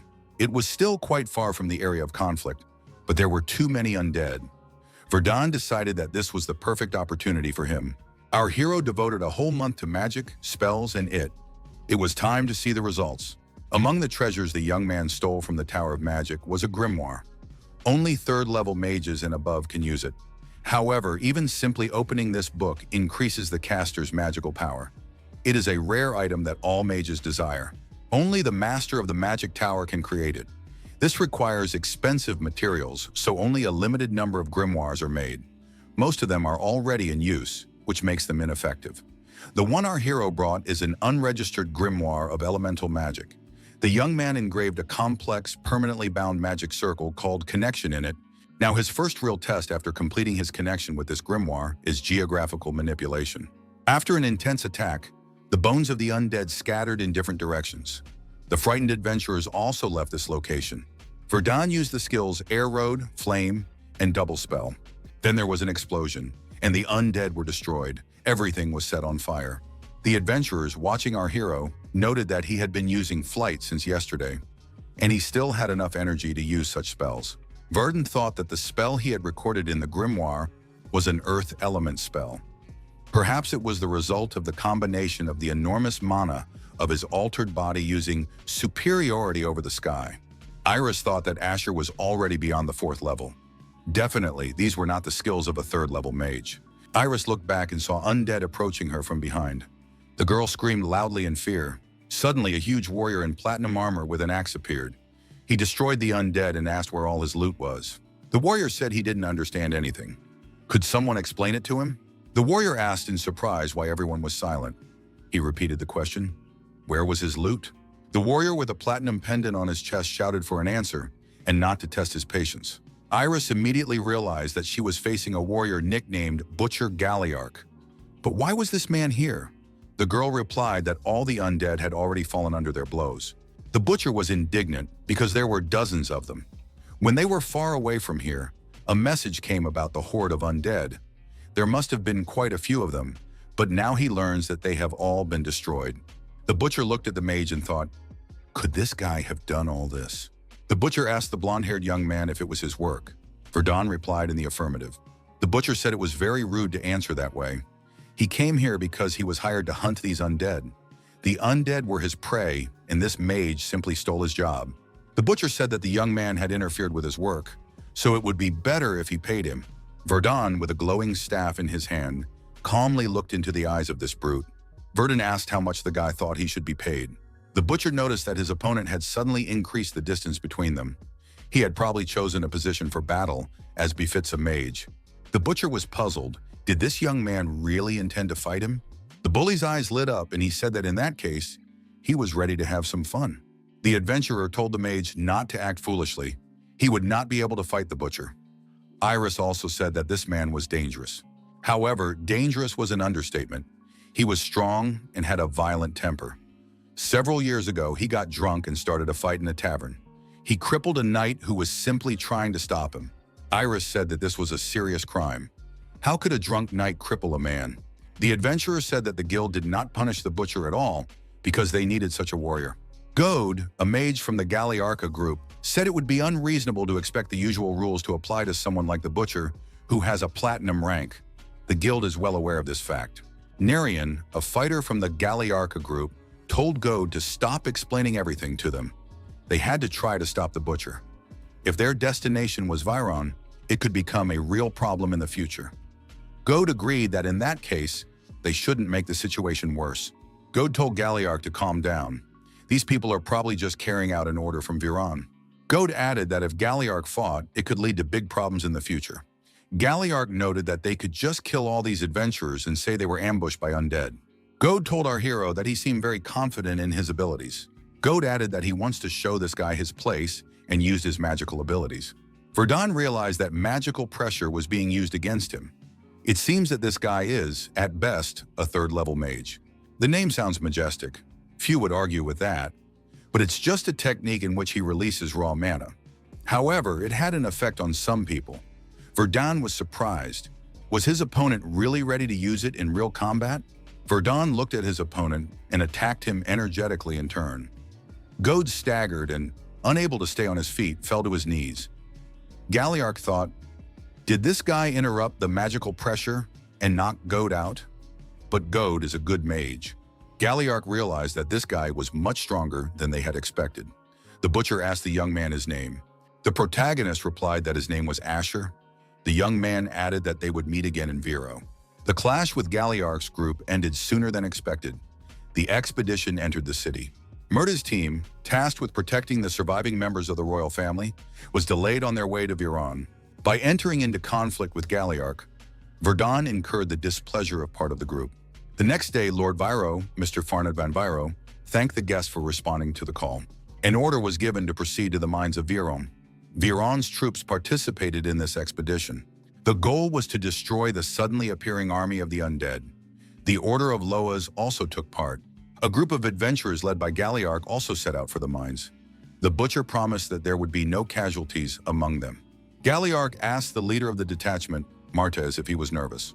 The adventurer told Asher not to try to fight the butcher. The young man promised, but only on the condition that the butcher didn't start first. The battle had already begun. The commander said that if the undead had a physical form, it was necessary to aim for the head. If you hit them in the middle, they would regenerate. Priests and mages had to support from the back line. Suddenly, the bloody golem appeared among the opponents. The priest shouted that it was necessary to retreat, otherwise the golem would crush everyone. The commander of the knights said that this golem could not be destroyed with ordinary swords. Galliarch said that the blood golem was perfect for a warm-up and rushed into the attack. With his bare hands, the butcher separated the golem's head from its body. Forned said that he had expected something different from the butcher. The golem was destroyed with a single blow. Galliarch swung his arm and threw the golem's head far away. The monster's bloody head fell at the protagonist's feet. Verdun said that was very rude. The butcher declared that if the young man wasn't going to show his true strength, then what was he doing here? Everything Asher had shown the day before was just tricks. Verdun activated the landscape manipulation skill. The ground beneath their feet shook and began to move. After that, the mage activated the skill Fireball. Iris was frightened and asked what Asher was doing. Myrna said that he was instantly using serious spells one after another. Galliarch said that Asher looked weak, but he still had a core. The butcher added that he definitely liked that. Gromila suggested seeing which of them would prove to be stronger. Galliarch rushed to attack the undead and shouted that whoever destroyed more enemies would win. Starting with Galliarch's provocation, Verdun seemed to be participating in the competition, scattering the undead left and right. As a result, the main striking force reached the mines of Vero with fewer casualties than expected. Since space in the mines was limited, our hero squad could not go there in full force. Only a few people were selected. Galliarch said that Asher fought well. Verdun stated that they were not friends. Galliarch said that they fought side by side on the same battlefield, so there was no need to be hostile. Goad wondered what the butcher saw in that guy. Goad, remembering their first meeting, thought that he had failed to use mana pressure back then. However, this guy completely subjugated him with his mana in the blink of an eye.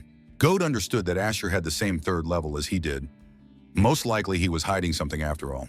A message came in that the Virun garrison would be waiting at the entrance. Everyone wished each other luck. At the forefront was a ranger from Galliarch's group. The girl's name was Narienne. She was worthy of the gold rank. She goes first and is the first to see danger, then instantly destroys the undead with surprise attacks. However, she was not alone. All members of the group performed their duties effectively. Such is the true strength of the group. At one point, our hero felt uncomfortable for some reason. One of the knights shouted that they had reached the end of the mine. Verdun wanted to scan the entire mine with a mana detector just in case. But if there were undead nearby, they would most likely be detected. The priest said there was no need to tremble with fear. They must believe in the blessing of Luas, the god of light. Iris asked Asher if something was wrong. The girl believed that if they attacked the enemy first, they would be able to protect everyone. Galliarch said that Asher was clearly tense. He also sensed the smell of death.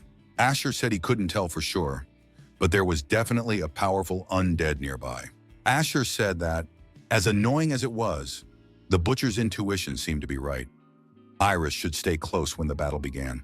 Iris was surprised. Even Asher was saying this. What awaited them ahead? The young man replied that he did not know yet. One of the adventurers noticed that light was coming from the end of the mine. However, it was not worth jumping in there. Asher said it was getting noisy and asked the knight what was going on. The knight replied that they had been checking for other tunnels and had found light coming from the end of the passage. Asher thought that there should be no other exits from the mine except the one they had come through. Where could the light in the dungeon have come from? Galliark stopped everyone with a wave of his hand and said they shouldn't go any further. The knights wondered, what kind of place was this? It resembled a tomb. An undead creature with a sword in its hand stood atop a pile of bones. On the undead's chest was the coat of arms of the Kingdom of Estria. Verdun is currently hiding his identity as he has escaped from the magical tower of Bogomern. This land is the Duchy of Riviante. The duchy has declared independence from the Kingdom of Estria. It is very strange that the coat of arms of Estria appeared here in Viro, which belongs to Riviante. Goad asked in surprise, are there traces of Estria here in a place like this? Or is everything around him not what it seems? Goad understood that the reason this group trusted him was because of his skills as a spy. Even Galliark recognized this. He couldn't afford to make a mistake. Galliark asked, if they simply destroy this undead, will the threat disappear? Goad said he would do it himself. The butcher was naturally surprised. Goad added that there was no need to bother with such simple undead. He would take care of it himself. The priest activated the purification skill and began to recite a prayer. Verdun thought, if it doesn't live as a knight, then they are dealing with a knight of doom. If it hasn't awakened yet, it can be weakened with purification and destroyed without suffering too much damage. The stone strike skill was activated. The undead's eyes lit up. The undead knight lunged forward with the intention of grabbing Goad, but Galliark reacted in time and grabbed the undead by the arm. Galliark clenched his fist and the bones of the undead's hand remained in his hand. The knight himself ran sharply to the side. Galliark immediately realized that this was no ordinary undead. Could it be the Knight of Doom? The priest said it was a Knight of Mourning. Although weaker than a Knight of Doom as an individual, it had its own strengths. The priest added that these knights can command the undead.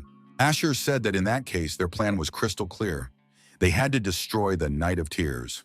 Our hero said that before doing so, he would reshape the landscape in this area to neutralize the enemy's numerical advantage. Galliark asked what Asher was doing now. Did he really want to fight the undead himself? Asher suggested thinking clearly. When they went down there, each of them would have enough enemies to fight. Asher added that Galliark would have something to do. The young man added that in the meantime, he would take care of the main monster, the Knight of Tears. Galliark and the priest found themselves facing huge skeletons. The Knight of Mourning grabbed his huge sword. The protagonist immediately fired multi-fire arrows at him. As it turned out, the undead are weak to sacred and fire elements. Next, the double spell skill was activated. The young man prepared a wave of fire arrows and thought this was his chance. The fire spear struck the Knight of Tears. The Knight of Tears continued to resist and threw his sword at his opponent. Verdun was surprised. Even after being hit by the fire spear, his opponent was completely fine and immediately counterattacked. Verdun thought that if he continued to behave this way, he would be completely defenseless against the undead. Verdun activated the Breath of the Glacier skill, and the undead was frozen. Now he was limited in his movements. Verdun decided that if fire didn't help him, he would have to crush this knight with brute force. He activated the skill Earth Spear, a triple throw. His mana concentration was at its maximum. The protagonist looked at his opponent and decided that Earth Spear needed to be returned. Verdun thought that his opponent had managed to parry his blow. However, more importantly, the monster had changed its appearance. Verdun was annoyed. Why did his mana run out right now? Galliark came to the rescue and immediately attacked the Knight of Tears. The butcher shouted that he would not let anyone else take his main dish. After Galliark's attack, the undead was destroyed and torn to pieces. The knight thought that the entire group had fought against 3 undead creatures. If Narian with her gold rank hadn't been there, there would have been no chance of survival. Goad said that was a little offensive. Did the knight really think that only Narian was doing anything here? The knight admitted that the mage had also helped. Iris asked if everything was okay now. Myrna pointed upward and said that now was not the time to worry about others. They had to think about how to escape from here. There was no normal way out at the moment. They couldn't reach the ceiling, and they didn't have enough strength to break through the wall. If Asher fell, they would be practically buried alive. However, everyone could hear Galliark fighting fiercely. The butcher continued to strike the modified Knight of Tears. Asher and Galliark now faced the Knight of Tears together. The butcher asked if Asher was still able to move. Asher told Galliark to shut up and replied that he would rather talk about the enemy. The butcher said he liked this walking skeleton. Galliark said he would start, and Asher should get ready to shoot. The young man replied that he would try. The bruiser attacked the monster, activating Mana Explosion. Asher approached the fighting butcher and told him to take a step back. Galliarch said that Asher was indeed crazy, turned around and began to run away. Asher activated a powerful explosion aimed at the undead. The modified Knight of Tears was engulfed in flames, but continued to fight. The same pendant glowed on the protagonist's chest. Verdun remembered his conversation with the mayor about the protective necklace. The mayor had said that the necklace would consume more mana than directly using a magic barrier. The young man had been worried about mana depletion before, but subsequently had no problems. Nevertheless, his mana reserves were almost depleted. His left shoulder was dislocated after the last blow. However, the biggest problem was that just before striking his opponent, the monster's body was hidden under black armor. After that, the Weeping Knight became much stronger.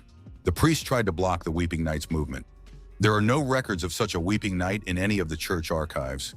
Galliarch jumped to his feet, shouted for the priest to hold on, and rushed to their aid.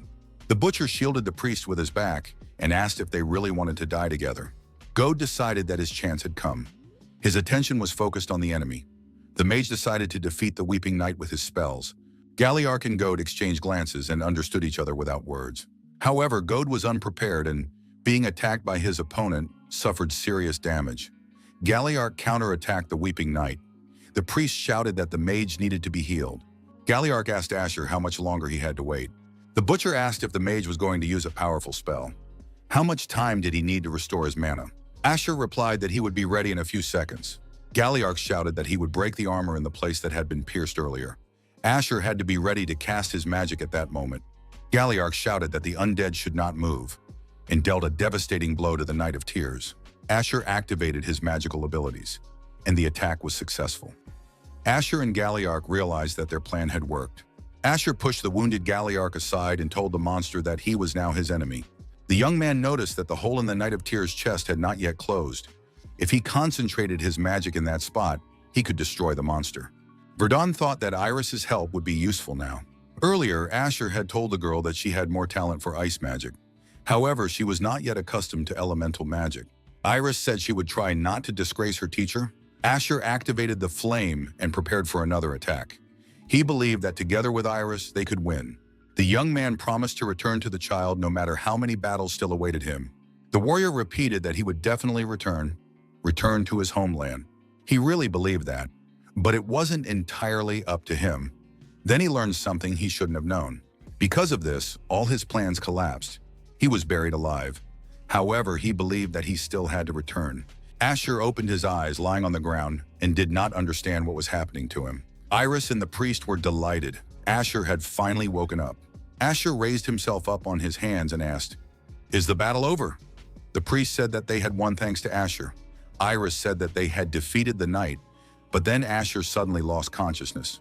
The priest suggested that it might be because of the medallion the mage was holding in his hand. He sensed the same spirit in this medallion as in the knight. The priest said that Asher was holding the medallion so tightly that it was impossible to take it away. Considering the aura, it would be best to give the medallion away. Asher pulled his hand away and said he would take care of it himself. The priest said that anything could happen. Asher replied that he was fine, and there should be no problems. Galliarch laughed and said that the loot turned out to be modest. The priest agreed with him. However, what happened to Gode was much more important. Extraordinary measures were taken in time, and he survived. Asher expressed his satisfaction that Gode had survived. After that, he got to his feet. It was decided to return if the cleanup was already complete. The undead, the commander of the undead, the defeated Weeping Knight who appeared in the mines of Virun, it was all extremely strange. The Lord was horrified when he learned of this. He hastily gave the order to clean up. Fortunately, none of those who entered the mines were killed. Looking into the undead's memories, our hero felt some unease. This incident clearly showed him one thing. He had definitely become stronger. The young man thought that real battles really did accelerate growth, even though he was still at the 3rd level. However, with the magic book that interrupted the connection and increased mana, he could use spells with an area of effect corresponding to the 4th level. Verdun kept telling himself that if he didn't give up, he would definitely achieve his goal and reach the power level of the head of the Balrog Tower. After all, he had already managed to increase his mana. The priests of the Order of Luas decided to stay and continue watching the mines. The adventurers returned to their respective areas. Galliarch suggested that Asher was not going to become an adventurer or a mercenary. Was he also heading to Grey? Asher asked what they were talking about. The butcher was surprised. Did Asher not know where Gray was? How was he going to make money in that case? Did he think people would just come to him when he became famous? Asher asked, why not? Galliarch called him naive. Simply put, it's like being a shadow information broker. In Gray, information is bought and sold by those whose skills have been proven. They are also the center that organizes requests. Galliarch said that there are many more such people than the young man thinks. People who do not follow the rules but strive for money and fame. Asher asked why Galliarch was telling him this. The big guy replied that they had gone through the flames of battle together and had become comrades in arms. Trapped in the magic tower, the protagonist was unaware of this information. If there are risky orders, there will likely be many opportunities to face strong opponents, which means many chances to become stronger. Iris from the carriage said that they would be leaving soon. The girl asked if Asher wasn't going with them. She wanted to learn more about elemental magic when she returned to the city. Iris asked why Asher was standing aside. He wasn't going to leave them, was he? Besides, his wounds hadn't healed yet. Asher thanked the girl for the magic she had given him. With such training, she would be able to control elemental magic well. However, he really did need to leave. Everything happened very suddenly. Iris realized that she had survived after all. She had also managed to study the theory and magic of the elements, which she had been unable to learn at the academy. She understood that they had met suddenly and were parting just as suddenly. However, Iris did not expect it to happen so soon. She understood that she couldn't ask him to stay. Iris and Asher shook hands and promised to meet again. Iris thought that when they met again, she would strive to be the younger sister that Asher could be proud of. The female mage demanded that the defeated man answer her. Why was the Dark Hour aimed at the magical tower of Bogomern? The Dark Hour was a group of people who had strayed from the path of orthodox magic. Verdun managed to attack their third secret laboratory, but never found out who was behind the attack on the magical tower of Bogomern and why. Perhaps low-level mages are not privy to such details. The young man said it was simply impressive. A simple second-level spell had such destructive power. Locard Maniacs, Valdek's third student, said that people with special abilities are different from others. Did Rovalyn agree with him? Rovalyn reminded him that she had to figure this out for herself. Lucas said he couldn't let her do that. He added that he couldn't put her in danger and let her go alone, because she could become his master's fourth student. Rovalyn told Lucas to focus more on his thesis. 7 years had passed since the publication of The Theory of Multi-Continuity. Many were eagerly awaiting it. But could his talent cause the same resonance as 7 years ago? Lucas noticed that Rovalyn did not believe in the unfounded rumors from the past. The master of the tower himself acknowledged this thesis as his own work. Rovalyn said that it seemed strange. A man with such an impeccable mind had only managed to rise to the 4th rank in 7 years. Lucas was angry. How dare she talk about him like that? Lucas thought that this girl had always been unbearable, and now she was stirring up the past and making accusations. Verdun was dead, so no one would ever be able to reveal the truth that he had stolen the work. However, Rovalyn was becoming bolder every day, but if he acted on his emotions, he risked losing the favor of the Tower Master. He must maintain his reputation and gradually rise to the 5th level. Then the world will be at his feet and he can get rid of Rovalyn. Before leaving Viron, on Galliarch's recommendation, Verdun stopped in the village of Gray. Now he has arrived in Cohen. Known for its industry and manufacturing, this city attracts many who are looking for stable work and value public order. However, due to the living conditions here, there is also a large gap between the rich and the poor. The slums of Cohen are known throughout the duchy as some of the most terrible. Verdun understood that it was in these slums that he had to search. The difference from the main area was striking. Even the slums of Martes weren't this bad, but at least there wasn't an unbearable smell here. Verdun approached the building where he thought he could buy information. Cohen, the tip of poverty. Verdun opened the door and entered the empty establishment. Inside, there was no one but the man behind the counter. The man said that they were not working at the moment and asked the visitor to leave the premises. Verdun said that the butcher had advised him to come here. The owner of the establishment asked the visitor his name. The young man replied that his name was Asher. The man said that the young man looked exactly as he had been described. Since the young man had come on the recommendation of the butcher, formalities would be omitted. The visitor had to go through this door, and then he would find himself underground. The man warned the young man not to cause any trouble if he didn't want them both to get very busy. Verdun descended the stairs and found himself in a storage room.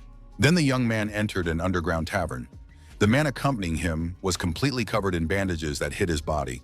Verdun determined that there were 2 mages, an archer, and 2 swordsmen in the tavern. It seemed that they were all there either to find work or to learn something useful for themselves. A man approached our hero and said he was pleased to meet him. The man introduced himself. His name was Pale, and he was an information dealer in the southern regions. Pale noted that Asher's achievements since arriving in Payet in such a short time were simply impressive. The young man wondered if he had been followed. Pale asked what Asher needed, work or information. The young man replied that he was interested in everything. Pale said that he could arrange an order for the young man. Pale added that information and orders were divided into levels.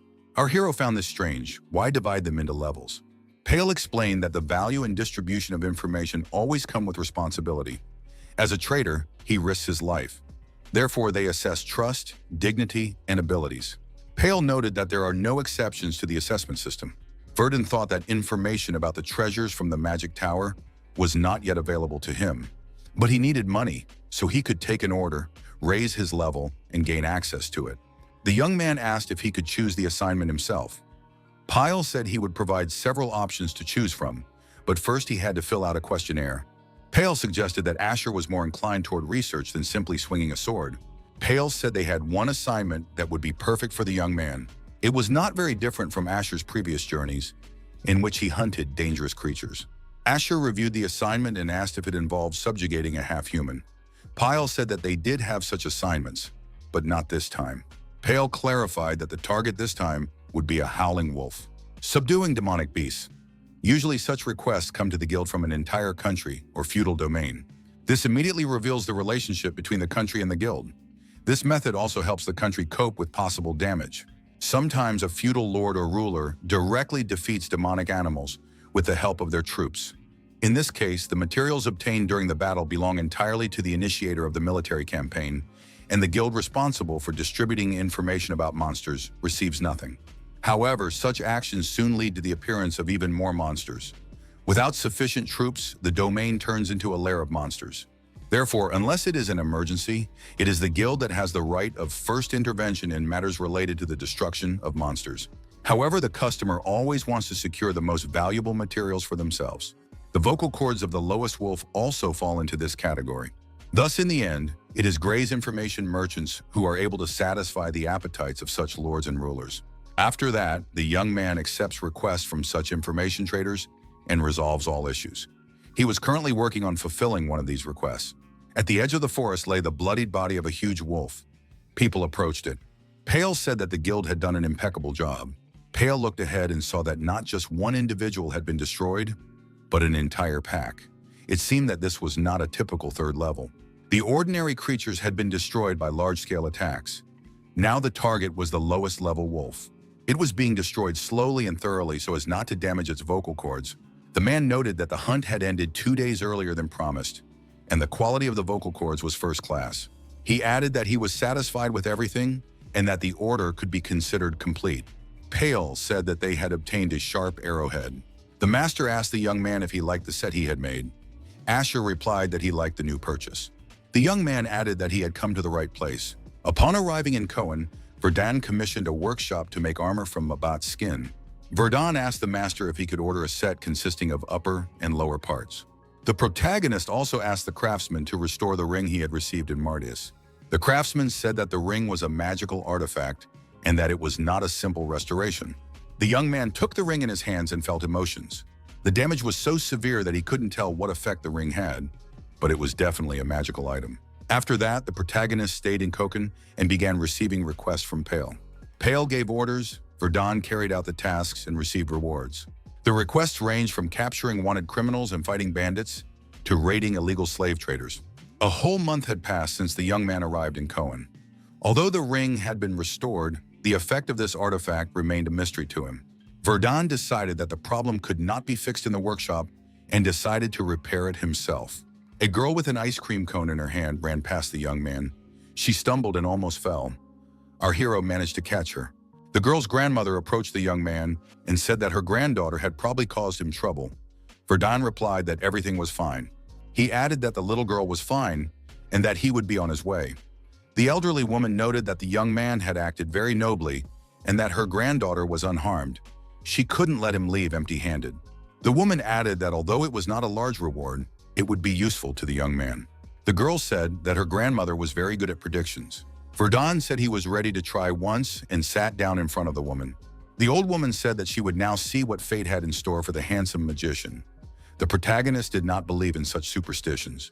Verdun asked the woman what the cards were saying. The fortune teller said that the young man should continue to live as he was living now. Verdun thanked the woman and said it was time for him to leave. The granddaughter asked her grandmother what cards had been dealt to the magician. The woman replied, "The man means life. The reaper means death. The god means birth. All the cards are in reverse order, symbolizing chaos and a departure from the original destiny." Verdun decided to fix the ring himself, but did not expect to make any progress. In chaos, there are no problems for the future. The young man decided to try for a few more days, but if nothing worked, he would have to turn to a specialist, someone with infinite potential. There was still hope that this potential would not bring darkness into the world. The man looked at the sky and wondered, what kind of star is that? He had been studying astrology for a long time, but he had never seen such a star before. Its meaning was impossible to decipher, and it influenced other stars. The star, which should have fallen long ago, remained in the sky. The fate that was not supposed to disappear evaporated like smoke. The man with the ring on his hand prayed that that star at the edge of the sky would not distort his destiny. After checking the map hidden in the ring, our hero left Cohen and began to move towards the Bard Mountains. The young man set off on a 3-week journey without telling Peel anything about it, as he had no idea where the ring was pointing. Fearing that unwanted people might follow him, the young man traveled by cart or on foot without using magic. Verdun emerged from the forest, looked ahead, and was surprised to see a small town below. The young man thought that his first goal was the nearby forest, so it would be worth hiring a hunter familiar with the area as a guide. Our hero passed by 3 people wearing hoods. Among them was a girl who took an interest in the young man. She said he was just her type. The girl asked the older man if she could leave for a moment. Carden said that she was at it again. The young man told Ferris to be quiet. Until they completed their mission, personal movements were prohibited. The girl asked for just this one time. Carden said that after the mission was complete, Ferris could do whatever she wanted. They needed to find the traitor as soon as possible and destroy him. A man passing by overheard the conversation. He indignantly asked why these people were loitering around and talking about some kind of destruction. Carden replied that Ferris had been very talkative, and now they would have to eliminate this man as well. 4 days later, in the forest near the Bard Mountains, Verdun was warming himself by the fire. The young man couldn't believe that he had been wandering for so many days without achieving anything. The hunter he had taken with him as a guide was exhausted. No matter how much the young man checked the surroundings with his magical senses, he couldn't find anything. Maybe it was time to turn everything upside down. Verdun noticed that after a certain number of meters, trees with a different bark color began to grow. What was the reason for this? Until now, the young man had often flown over them, but had never paid any attention to this. Verdun tried to look at everything from a new perspective. After that, he understood why he hadn't been able to find anything before. The entire forest was a huge magical circle of concealment. Who had set up a barrier of this level? Was the tree in the center of the forest the core of the magic circle? The young man decided to set a time interval of 1 hour. Verdun assumed that he would be able to destroy the magic circle during that time. The old man came to his senses and noticed with surprise that he had passed out again. The man drank the red liquid again. He said that even this potion was now having little effect. However, it was still tolerable. Someone appeared behind him and said that the time would soon come when the world would change. The old man asked in fear who he was. Had he been sent from the dark hour? Verdun appeared in the room. He did not understand why the man remembered them, but his guess was wrong. The young man said that he had come here following the instructions of his ring. The old man saw the ring, said it was crescent, and immediately began coughing up blood. After recovering a little, the man asked where the young man got the ring. Verdun understood that this was no ordinary old man. It was obvious from the fact that a high-level, large-scale magic circle of concealment had been set up in the forest. The old man was somehow connected to this ring. He must remain vigilant. The young man asked why the old man was here. The old man said that the boy was very cautious, and he liked that. He agreed to tell the young man about the ring. The man asked how the young man was able to overcome the barrier, since most of the dozens of entrances were traps. Verdun said that he destroyed the magic circle in 4 hours. The man was surprised.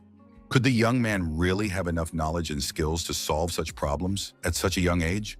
Verdun asked again what kind of ring it was. The old man said it was fate. Fate had brought them together, even though they had never met before. The man added that he had lost this ring 15 years ago.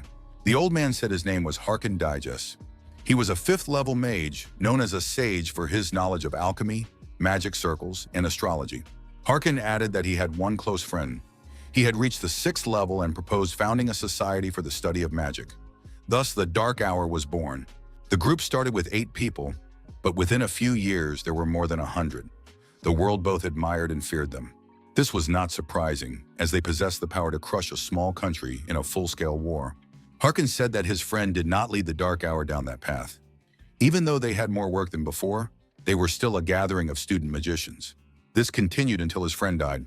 His friend was destroyed by their student, whom they had raised together. Harkan asked what Dahit was doing. Dahit Vestral said that he was going to take control of the Dark Hour. They were blinded by the talent of a child capable of reaching the 7th level and did not see his true nature. Dahit announced that from that day forward, the Dark Hour belonged to him. By the time they were old, he had already reached the 6th level. Most of the members of the Dark Hour were killed or seriously injured by Dahit or his followers. Harkan added that he managed to escape and save his life, but all his mana channels were severed. The old man noted that over the years, his desire for revenge had not diminished in the slightest, and today this young man had come to him. Verdun asked if the evil deeds of the current Dark Hour were not connected to Harkan. The old man said that thanks to his skills as an astrologer, he was able to foresee the future, but he could not see such events.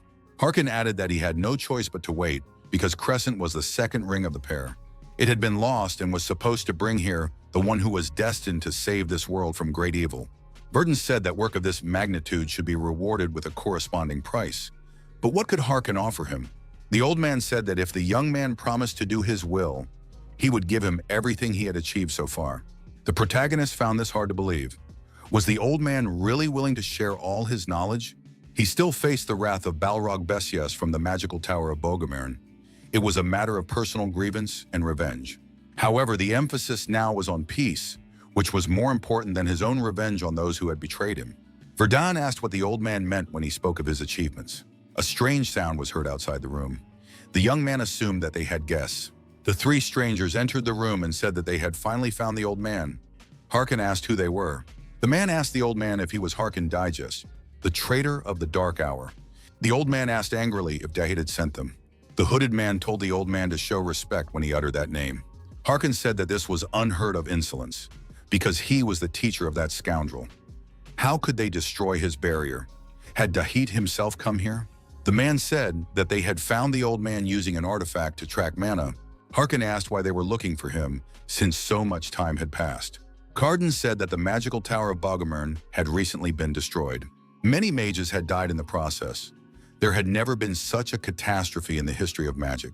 Carden added that someone had brazenly accused them of what had happened. Therefore, a squad of assassins sent by the head of the magic tower was relentlessly pursuing the Dark Hour. The leader of the uninvited guests said that Mr. Dat believed it was the work of his personal enemy. The old man's name came up among the suspects. Would Harkin admit his involvement? The old man laughed. If he had the power to destroy an entire magic tower, Dahit would have been dead long ago.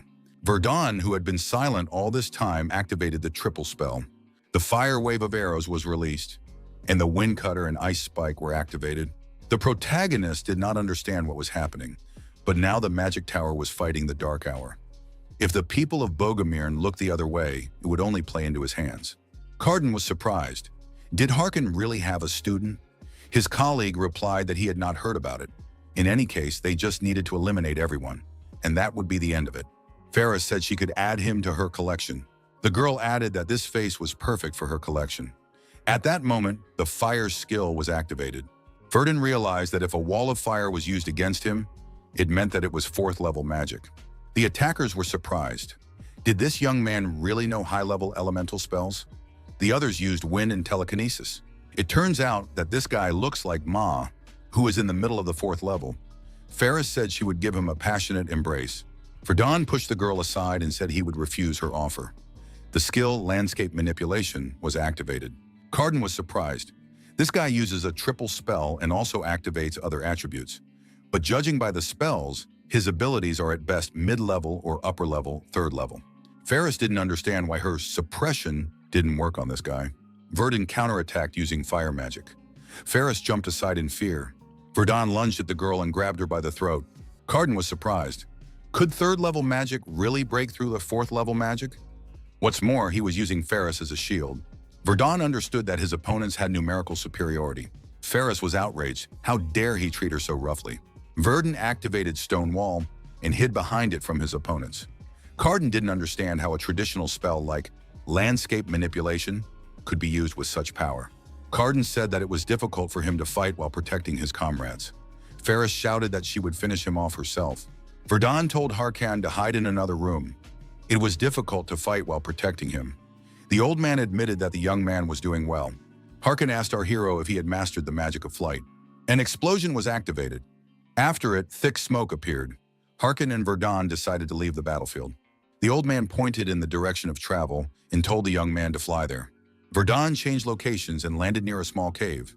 The young man asked what this place was. In the cave, the old man ran to a cabinet built into the wall. The old man said that the one who had gone beyond the limits of magic and begun to forge his own path was a true magician. Harkan took a bottle of liquid out of the cabinet and handed it to the young man. Verdun asked what it was. Among magicians, Harkan is the great magician.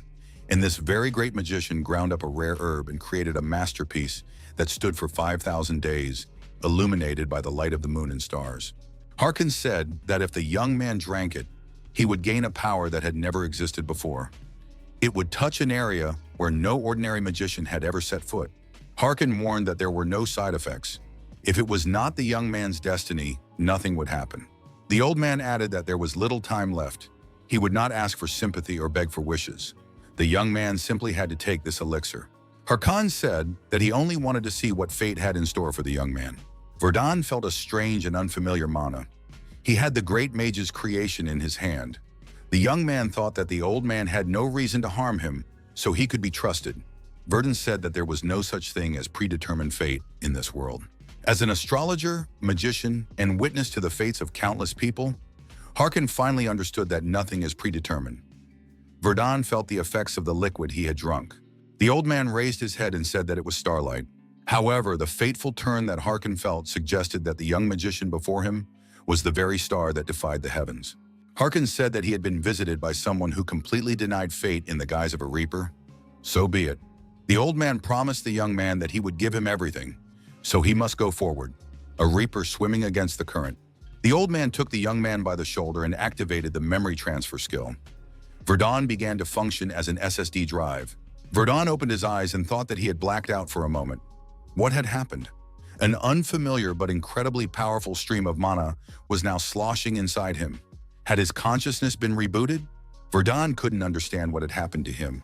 The exhausted old man said that he had successfully completed what he had started. Now he suddenly realized that he didn't even know the young mage's name. After thinking for a moment, the young man said his name was Verdun. The old man asked Verdun to burn his body and then lost consciousness and fell backward. The old man's memory of what he had devoted his entire life to was passed on to the young man intact. The old man asked to stop the dark hour for the sake of peace. Verdun put the old man's ring on his finger and said he would gladly fulfill his request. The young man thought that thanks to Harkan, he could now use fourth-level elemental magic. The three pursuers sent to search for the old man tried to find him, but Harkan was nowhere to be seen. There was no response from Manu either. Carden thought that the compass had also stopped responding. Could Harkan have died? In any case, his body had to be found. Carden suggested that the old man might have set some kind of trap. Ferris suggested that he might have been crushed by a rock. Carden said that the guy who was able to stand up to the three of them would never have died from a rockfall. Ferris asked what they should do. Should they start digging? Her skin was already cracking from the cold. One of the pursuers said that something was wrong here. He sensed a huge flow of magical power underground. Maybe it was an earthquake. Carden shouted for everyone to move aside immediately. It wasn't an earthquake. It was fourth-level magic. Carden said that someone had interfered in this matter. But who could it be? Suddenly, a hole appeared in the ground, and Verdun jumped out and attacked these people. Carden realized that it was the mage who was standing next to the old man.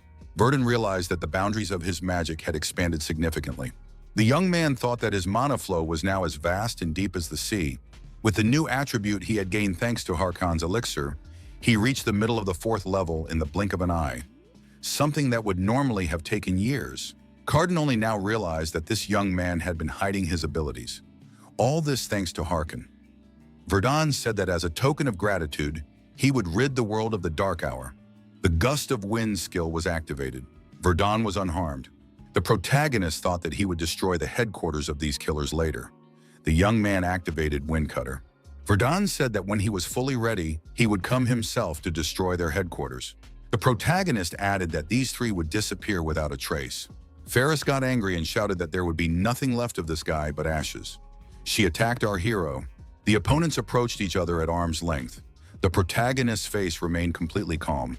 Ferris was outraged. How dare he use fire in her presence? Now she would show him the difference between the third and fourth levels. Verdun wondered if she was fighting at full strength. The young man noticed that this girl was not that strong. She couldn't handle him. Ferris couldn't believe it. Was he really pushing her back with fire? But he was a third-level mage. The flash skill was activated. The opponent was destroyed. Verdun said, -1. Cardin decided that they needed to call for reinforcements. The multi-kinesis manipulation skill was activated. Next, our hero scanned the area and took control of the entire battlefield. The leader of the killers thought that this boy was capable of flawlessly controlling the flow of mana. Another villain was attacked, and his hand was seriously injured. The compass that had been used to locate Harkan fell to the ground. Verdun thought that this was the same compass he had seen earlier. It had a rather complex structure and would need to be studied later. Verdun thought that there was only one opponent left. However, this opponent escaped. The protagonist thought that if a fourth-level mage or higher was trying his best to escape, it would not be easy to chase him down. Verdun decided that he should use Harkan's legacy. Cardin, retreating at high speed, realized that he couldn't handle it alone. Ferris and Shen had already been defeated, so he needed to call for reinforcements. Perhaps one day this guy would become a serious threat to the Dark Hour. Cardin sensed that a unique skill had been activated against him. Mana detection. Cardin thought he had already crossed several mountain ranges. Despite the distance, his opponent was able to locate him. Cardin continued to retreat rapidly. Something bright flashed behind him. Killer was surprised. Where was the light coming from? It was still far from dawn. What was it? Cardin looked back and thought it looked like a bright star, but it seemed as if it was getting closer to him. Cardin sensed danger, but it was an unnatural phenomenon. First and foremost, he had to escape from this unknown star, and as quickly as possible. He believed he should report to headquarters about the true nature of this guy. However, the fugitive was caught up. Cardin noticed that his speed began to decrease, as if someone was slowing him down. Cardin thought he had never heard of such a thing before. Could such magic really exist? Killer turned around and said it was just an illusion. After all, that guy was only a fourth-level mage. He couldn't use such a serious and powerful spell. Verdun dropped to the ground and stopped. He needed to gather his strength. The young man thought that as soon as he cast the spell, half of his mana disappeared as if it had never been there. It was hard to believe that this was ordinary magic. There was an explosion ahead. It was one of the 5 stars created by Harkan, the streaming star Meteor. It was a colossal force, and the amount of mana consumed was simply enormous. Verdun thought he needed to train. The boss was worried. He was already annoyed by the war with the magic tower, and now those he had sent to track down Harkan had disappeared. A man approached the boss with a prisoner whose hands were tied and whose head was covered with a bag. The man confirmed that the killers had disappeared, but he could say one thing for sure. The entire squad of 3 men had been killed. They had simply been wiped out. The boss was Dahit Vestrel, nicknamed Dark Moon. The assistant said that he had brought a resident of a settlement located near the Bard Mountains. His memory needed to be checked. Dahit activated his unique skills and used memory transfer. Dahit picked up information about this man's recent conversation, and the picture began to clear up. The boss realized that he had discovered a magical trace. Under the weight of the spell, the mountains collapsed. A powerful magical flame appeared, capable of burning down the forest. Dahit wondered if there were spells of fire of this kind. With such skill, it was only natural that they would be destroyed regardless of their numbers. The most likely culprit was Harkan. But how could that old man, whose mana contours were torn apart, have done such a thing? Could he have met with the saint from the Order of Lewis? Dahit said that a teacher who had reached the level of Grand Mage could well have done so. The assistant added that in that case, a pursuit party would have been sent out immediately. Dahit noted that there was no need for that. He was already dead anyway, and there was no need to search for those who had disappeared. Dahit added that he had given them to his old teacher so that they could keep him company in the afterlife. Verdun thought that the absence of this trio would not be a significant loss for the Dark Hour. It could be said that they got off lightly. Another assistant appeared and said he had an urgent report. He reported that the branch located near the Empire had been destroyed by Bogomern's punitive detachment. Dahit thought that the front line had shifted. Dahit reasoned that he had to endure a lot of humiliation for something he didn't even do. The one who was sent to the magic tower had disappeared. The head of the magic tower was extremely angry and furious. Verdun tasted the tea and said that it had a wonderful aroma. The young man was on a veranda in the center of the city. He assumed that he had managed to escape his pursuers.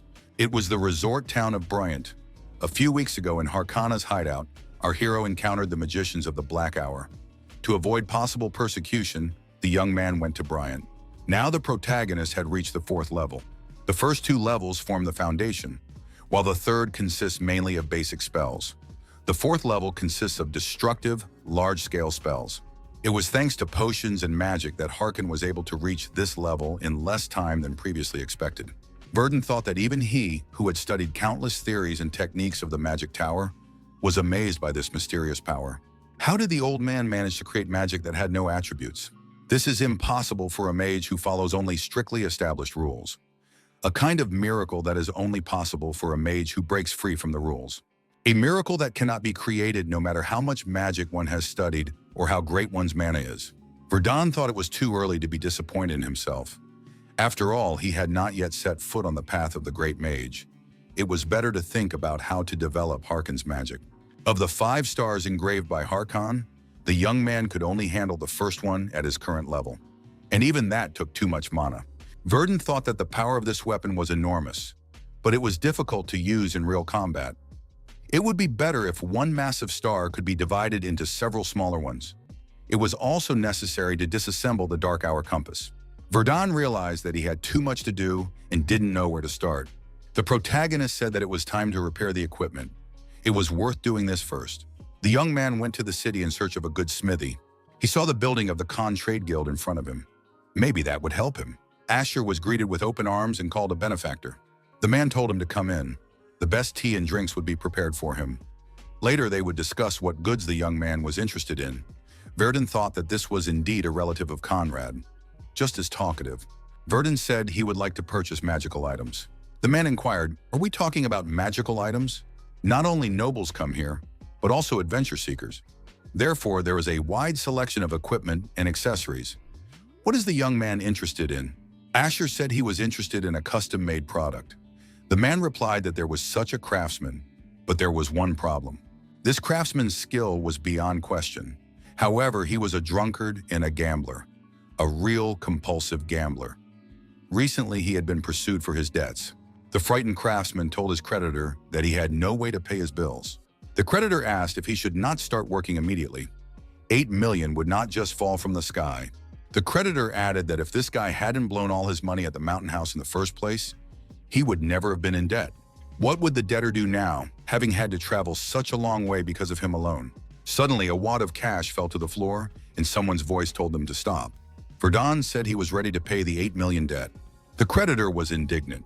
Did someone allow this boy to interfere in a conversation between adults? The man told his assistants to take the money from the boy and teach him some manners. Suddenly, the man shouted for the men to stop. The assistants were surprised. What was going on with their boss? Did he know this kid? When the young man was a child in Brienta, which at that time was a city of crime, a frail-looking magician appeared. However, appearances were deceiving. Everyone who crossed paths with this magician paid with their lives. Now he decided to show how he managed to survive. The man knelt before the protagonist and asked for forgiveness. He claimed that he had no idea that this young man was a mage. The creditor said he was asking for the debt and nothing more. Verdun was surprised because he hadn't done anything yet. The creditor and his men said they were done and were leaving. He wished the protagonist a long and healthy life. The master asked the young man who he was. Asher said that he had been recommended by the Conrad Trade Guild. The young man added that he would like to order a product. Ashera reached out to the frightened master and asked if this was possible. The master agreed. Ashera warned that he would deduct 8 million from the commission fee. A few days after this incident, the young man thought that the Dark Hour compass was an ingenious device created with the help of magical power. All mana has the property of returning to its owner. Using this property, one must place the target's mana into the central crystal of the compass and amplify it with mana amplification. Verdun thought that they had created something almost equivalent to an artifact. Several days passed. but no one attacked the hero. Perhaps he had managed to escape persecution? Starlight. That's what the young man decided to call the new attribute he received from Harkin. Despite the perfectly chosen name, it was still difficult to fully control this power. Starlight connects and amplifies mana like a cluster of stars in a constellation. It creates a power that never existed before. The problem is that the contours of Verdun's mana differ from those of Harkin's mana. Due to slight differences in Harkin's pattern, it is recognized as a different pattern, causing the spell to behave unpredictably, leading to unexpected results. Verdun thought there was no need to rush. Now that the magical artifact was almost complete, he would soon be able to leave this place. A man approached the young man and said he had been looking for him everywhere. Verdun was surprised because he hadn't noticed the man approaching. The stranger ordered himself a cup of coffee. The man apologized for not introducing himself in a timely manner. It was Rissner. He was here on behalf of the Ark. The young man was surprised. Could it be that the Ark, which was the opposite of the professor's project with his non-humans, had come to him? Rissner stated that he was not here to harm the young man. Asher asked why the representative of the Ark had come here. Rissner asked, "Isn't the enemy of my enemy my friend?" Rissner reminded him that the young man's elimination of the professor was only to their advantage. Therefore, to ensure that the information did not fall into the hands of their organization, called Gluttony, they followed the young man and covered their tracks. Rissner said that this could be considered a gesture of gratitude. Although there were moments when they lost track of the young man because of his unpredictable actions, Asher sensed a foreign presence in the air and told Rissner to be quiet for a moment. The protagonist said he didn't know how these people managed to catch up with him, but he wanted to make one thing clear: they should never follow him again. He found it extremely unpleasant. Rissner promised not to do it again. Rissner apologized and said that they would no longer follow him secretly. Now that they had sorted that out, he could tell them why he had come here. Rissner said that the Ark is quite friendly toward the young man because his actions impress everyone, including the elimination of the professor. Rissner added that he wanted to talk about their ideology. Gluttony seeks human evolution through consumption, but the Ark has different views on this. Humanity becomes stronger through trials, adaptation, and evolution through hardship. This is the essence of the Ark's philosophy. Rissner noted that they had been watching the young man since he first showed himself. They saw that he was the embodiment of their ideal. The man said that in light of this, they wanted to offer the young man a job. Asher said he refused. Verdun noted that Rissner had come here not only because their ideology matched his beliefs. Rissner handed the young man a box and said it was a token of gratitude for eliminating the professor. Inside the box was a high-quality item from the Restoration series. It was a restoration bracelet. The young man said it was too generous a gift. Was he really that important to them? Rissner confirmed that it was important, but most of all, they wanted to maintain a friendly relationship with the young man. Verdun asked why the Ark and Gluttony were enemies. His interlocutor said that their ideologies were moving in different directions. Gluttony rejects the old humanity in favor of the new, which they call neo-humans. Meanwhile, the Ark seeks to find and nurture those who will lead humanity through numerous trials. Because of this fundamental difference, they have always been at odds. Rissner rose from the table. He said he had done what he came here to do, so now it was time for him to take his leave. The man said that if Asher ever became interested in the Ark, he could come to Lorien in the northwest of the country within a month. Lorien was a city that bordered the Forest of Demons. Runes are magical symbols that contain mana. The effects of runes vary depending on their arrangement. It was an ancient magical crafting technology, far more advanced than anything modern science could create. Although research has been ongoing for over 100 years, there is only one reason why they have not been introduced into everyday use. No one has been able to reproduce the process of engraving runic symbols. At best, people can only awaken runes that have already been engraved. Verdun placed a ring with runes in front of him. The young man intends to print the ring on which the runes are engraved. Pell said that he had been wondering for a long time why Asher was not there. Could it be that the young man wanted to study runes? After meeting with Rissner, Verdun briefly stopped by Cohen. Now that the young man had reached the fourth circle, he would need new things: a blue mithril staff and a mage's cloak. In other words, it was time to use the treasures he had taken from the magic tower. But since materials and expenses were still a problem, the young man put it off. When creating the orb, it was necessary to use the breath of the elements and the magic crystal. Among the items already linked to the grimoire, there was one last treasure left. The first task was to unlock the Ring of Runes. Verdun thought that first of all, he would try to find information by asking everyone he could. but now he had a place where he could find out a lot. Pale said that they, of course, had information about runes. Pale added that he knew someone who knew the location of a rune specialist. Asher asked how he could meet with the specialist in person. Pale replied that there would be no meeting. Artifacts with runes are rare. Runic research is not a particularly lucrative pursuit. Most of those who study runes do so as a hobby. Pale noted that Asher had received a special request that could help in this matter. Pale noted that the customer insisted on Asher's candidacy. Of course, the young man could refuse, but by a strange coincidence, the customer knew the location of a rune specialist. Of course, the young man could refuse, but by a strange coincidence, the customer knew the whereabouts of a rune specialist. Pale added that the customer was extremely picky, but if his request was fulfilled, he could satisfy the contractor's requirements. Pale noted that the payment for the request would be transferred separately. Since the customer had this information, Asher would not have to pay anything for providing the information. Asher, of course, accepted the order and arrived at the destination at the appointed time. The guard at the gate stopped the young man and asked him to state his name. The protagonist said his name was Asher and that he had received a request from Pale. The guard told the young man to follow him. The mansion's decor was rather modest for a count's family. The guard's knightly armor was practical. This clearly indicated a man who valued real strength over outward appearances. Pale described the client as a pragmatist who only did what was profitable for him. The guard reported to the count that the mage he had hired had arrived. The man asked if this was indeed the mage Pale had sent. The young man bowed and repeated that his name was Asher. The protagonist realized that the man behind several of his previous orders was none other than Count Rodenmeyer. The count said he wanted to treat the young man to a tea called Golden Buds of Fury. This tea was difficult to prepare and even more difficult to obtain. It could not be drunk just whenever one felt like it. The young man had to take advantage of this opportunity. It had been a long time since our hero had smelled this aroma. The head of the magic tower and his minions often drank this tea, so our hero knew how to prepare and consume it. Since the aroma goes well with sweets, sugar should be added. The count was surprised.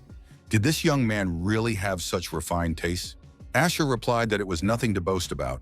Meyer noted that the young man was very modest and unlike the useless mercenaries who roamed the streets. After tea, the count suggested they get down to business. Rodan Meyer said that he had an assistant, Baron Balon, who had recently been sent on a mission. He had even received word that the task had been completed. The detachment should have returned long ago, but neither the Baron nor his night bodyguards had shown up. The count said that he had already sent out a search party, but something had gone wrong. Therefore, despite the considerable expense, he planned to deploy additional troops immediately. In such situations, he trusted his intuition, which had never failed him.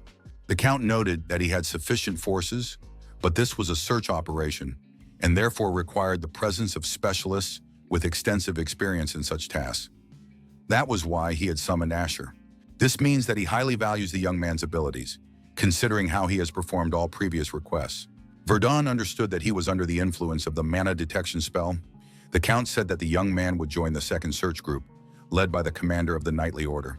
They had to leave that evening. Asher asked if he could act independently. Rodenmeyer replied that the young man should work with the others whenever possible. If it was difficult, he could take the initiative. However, if he returned empty-handed, he would not be paid. Verdun said he had one more question about the request. The count asked again, was it about a rune specialist? The count noticed that this man had been standing behind him for some time. This was Ronander the scribe. In his youth, he had worked as a rune researcher for a long time. The count said that the young men could talk alone and left the room. Ronander asked if the young man was the same Mr. Asher. He was ready to explain everything he knew about runes. Asher showed him the ring and asked Renander to help him with these particular runes. Renander was surprised. How did the young man get a runic ring? After all, it was a valuable item. Asher asked if his interlocutor could restore the magic of the runes engraved on the ring. If he succeeded, he was willing to pay a considerable sum, even in cryptocurrency. Renander said that restoration was not that difficult. No additional materials or fees were required. The man examined the ring carefully and said that it was called Superior. The ring amplifies all of the wearer's senses. The effect is immediate upon use.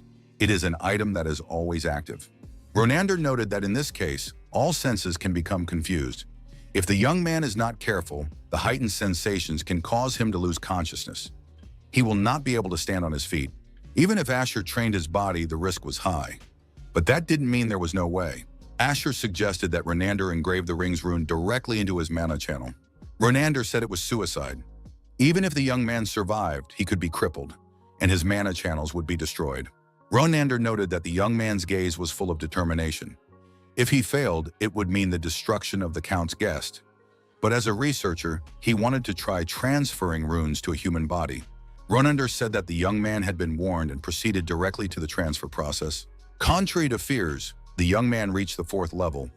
Even if something went wrong, there was nothing insurmountable.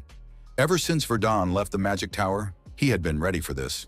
Verdun clearly felt every movement around him and the flow of mana inside his body. The young man's feelings raged uncontrollably. It seemed to him that he was going crazy again and again.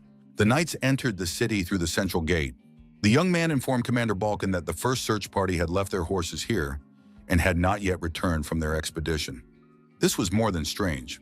The old man said that if the knight intended to enter the forest, it would be better to abandon the idea. The commander of the knights asked how the old man knew about this. The old man replied that he did not know exactly what was going on, but that the forest was restless. Animals and half-humans trembled with fear. The old man added that he had lived there for 70 years and had never seen anything like it. It was as if the forest was devouring life itself. The knight said that they would go into the forest anyway.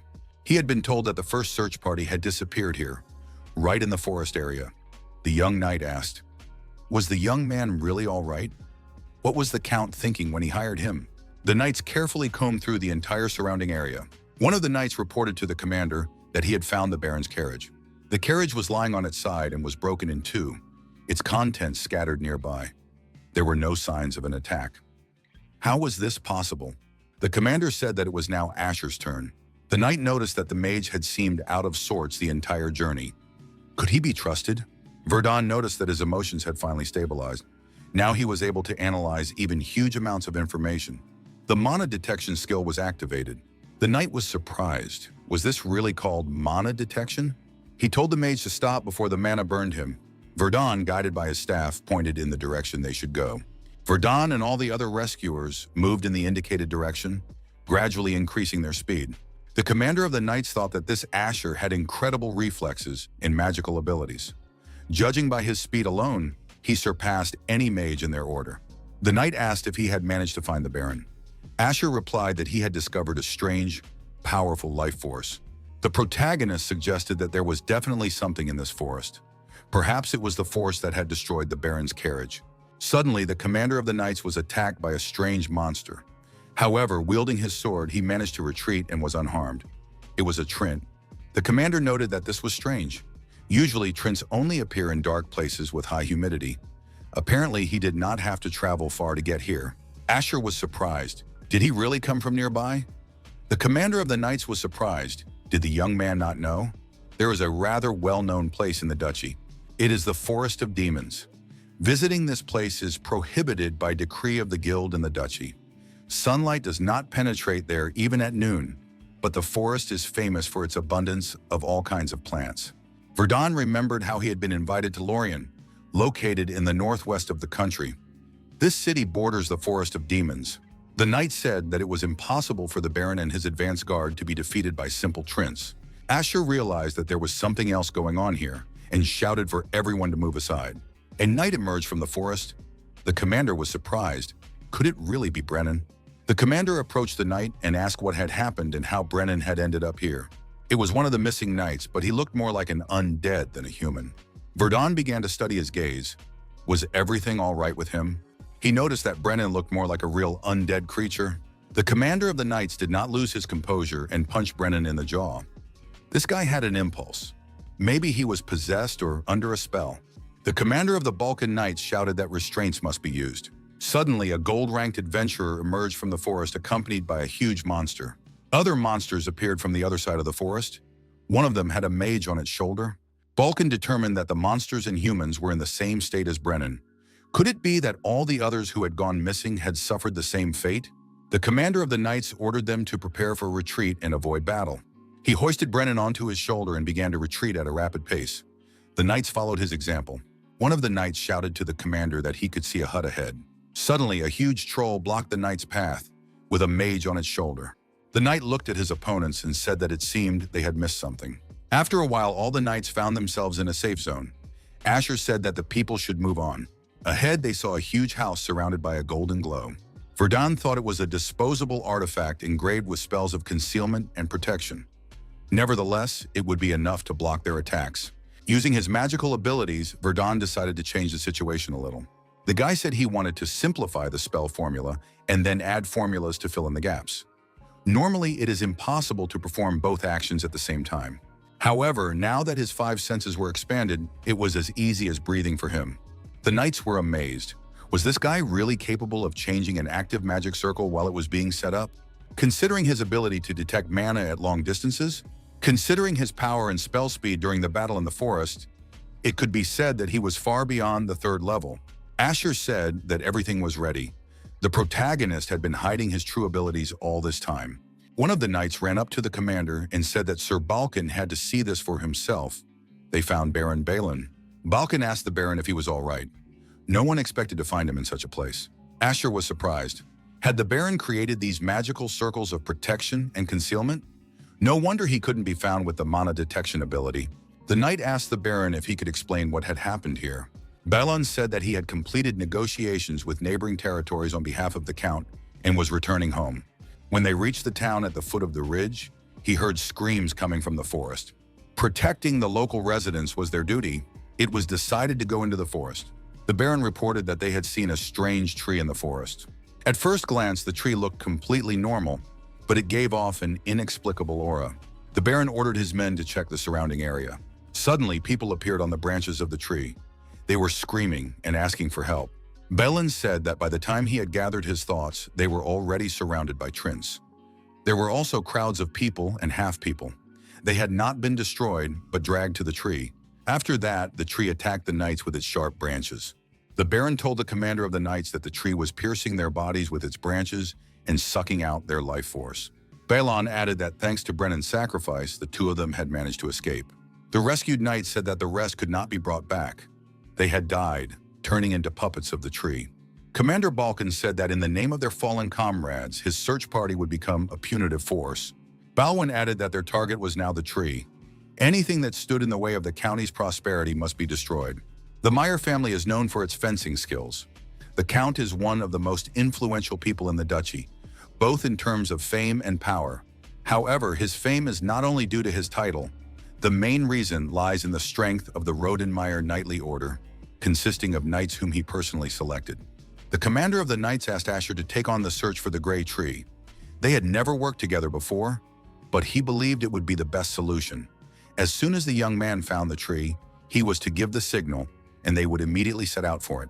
Asher took off, gained sufficient altitude, and began his search. He activated his mana detection skill. First, Asher put all his strength into casting a spell for a large-scale search for mana. The consumption was so great that his head spun. Nevertheless, his heightened senses detected a lot. After a while, the protagonist found what he was looking for. Now all that remained was to launch a signal flare. Asher decided it would be much faster if he did it alone. The young man activated the chain lightning skill. The enemy was struck by lightning and destroyed. Asher thought that, apart from its ability to control living beings, the tree was no different from a Trent. The tree looked ominous, but its weakness was obvious. The young man activated triple spell. He used the skill Flash, after which the tree was engulfed in flames. The fire burned with renewed vigor, the flames devouring the tree's branches. The commander of the knights was wounded and fell to the ground with an arrow in his shoulder. However, at some point, the enemy suddenly disappeared. Balkan did not understand what was happening here. A flash appeared far away in the sky. Balkan assumed that Asher had managed on his own. The young man had indeed finished faster than expected. However, a mutated creature slipped out of the fire from the place where the burnt tree had previously stood. Apparently, it had been parasitizing on the Grey Tree. The young man experienced the same ominous and frightening feeling he had felt earlier when he saw the Grey Tree. Now the condensed aura was hundreds of times stronger. Asher wondered in surprise, could this be the origin of the Forest of Demons? Count Rodenmeyer, watching from the window, concluded that the knightly order was in terrible shape. The Count said that Asher's actions had exceeded all expectations. The young man thanked him for his words. Meyer noted that he still couldn't believe that the young man had hidden the fact that he had reached the 4th level. He added that he was annoyed that the young man had lied to him, but it could be considered that the guy had simply done high-quality work for cheap pay. Asher thought that although there were no problems with the order, something bothered him. It was the place where he had given up the chase and turned back. Then Asher realized that there were no demons in front of him. Why do adventurers suffer so many losses? Some time ago, the Adventurers Guild and the Magic Tower conducted a joint investigation. An adventurer was walking through the forest and couldn't find his colleagues, Dean and Billy, but their hunt today was a great success. After all, he was right when he said they shouldn't come here. After the investigation, the Magic Tower collected data and presented the results to the whole world. The knight did not understand what had happened here because he had searched thoroughly for everyone before. The reasons for the adventurers' deaths were usually poor skills, carelessness, or natural disasters. The adventurer threw back his hood and saw his dead colleague. However, among all the factors, the leading position was taken by a place located on the border with the Demon Forest. This place was called the Adventurers' Center, Lorien. The knight saw the motionless bodies of his colleagues. Having fulfilled the Count's order, the protagonist rushed here. The payment was generous enough for him to improve his grimoire. Asher looked at the city and realized that this was Lorien. It was a city built specifically for adventurers. In the city, adventurers discussed the situation. Could it be that some particularly dangerous creature had appeared nearby? Could it all be because of the Forest of Demons?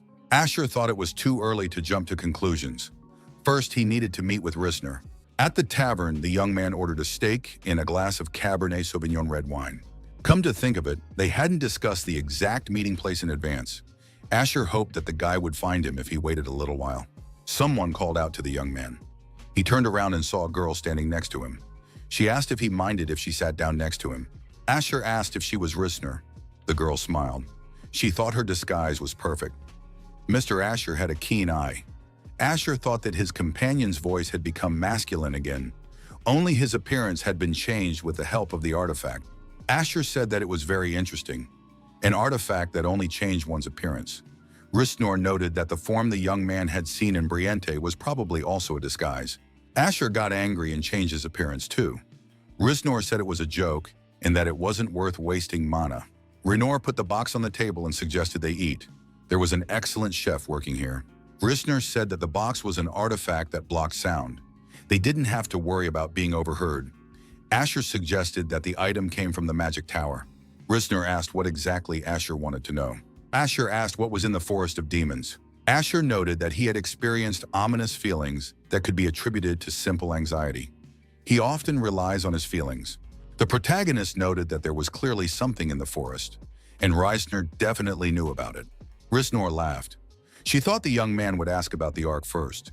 It was an unexpected question. Mr. Asher's intuition was simply impressive.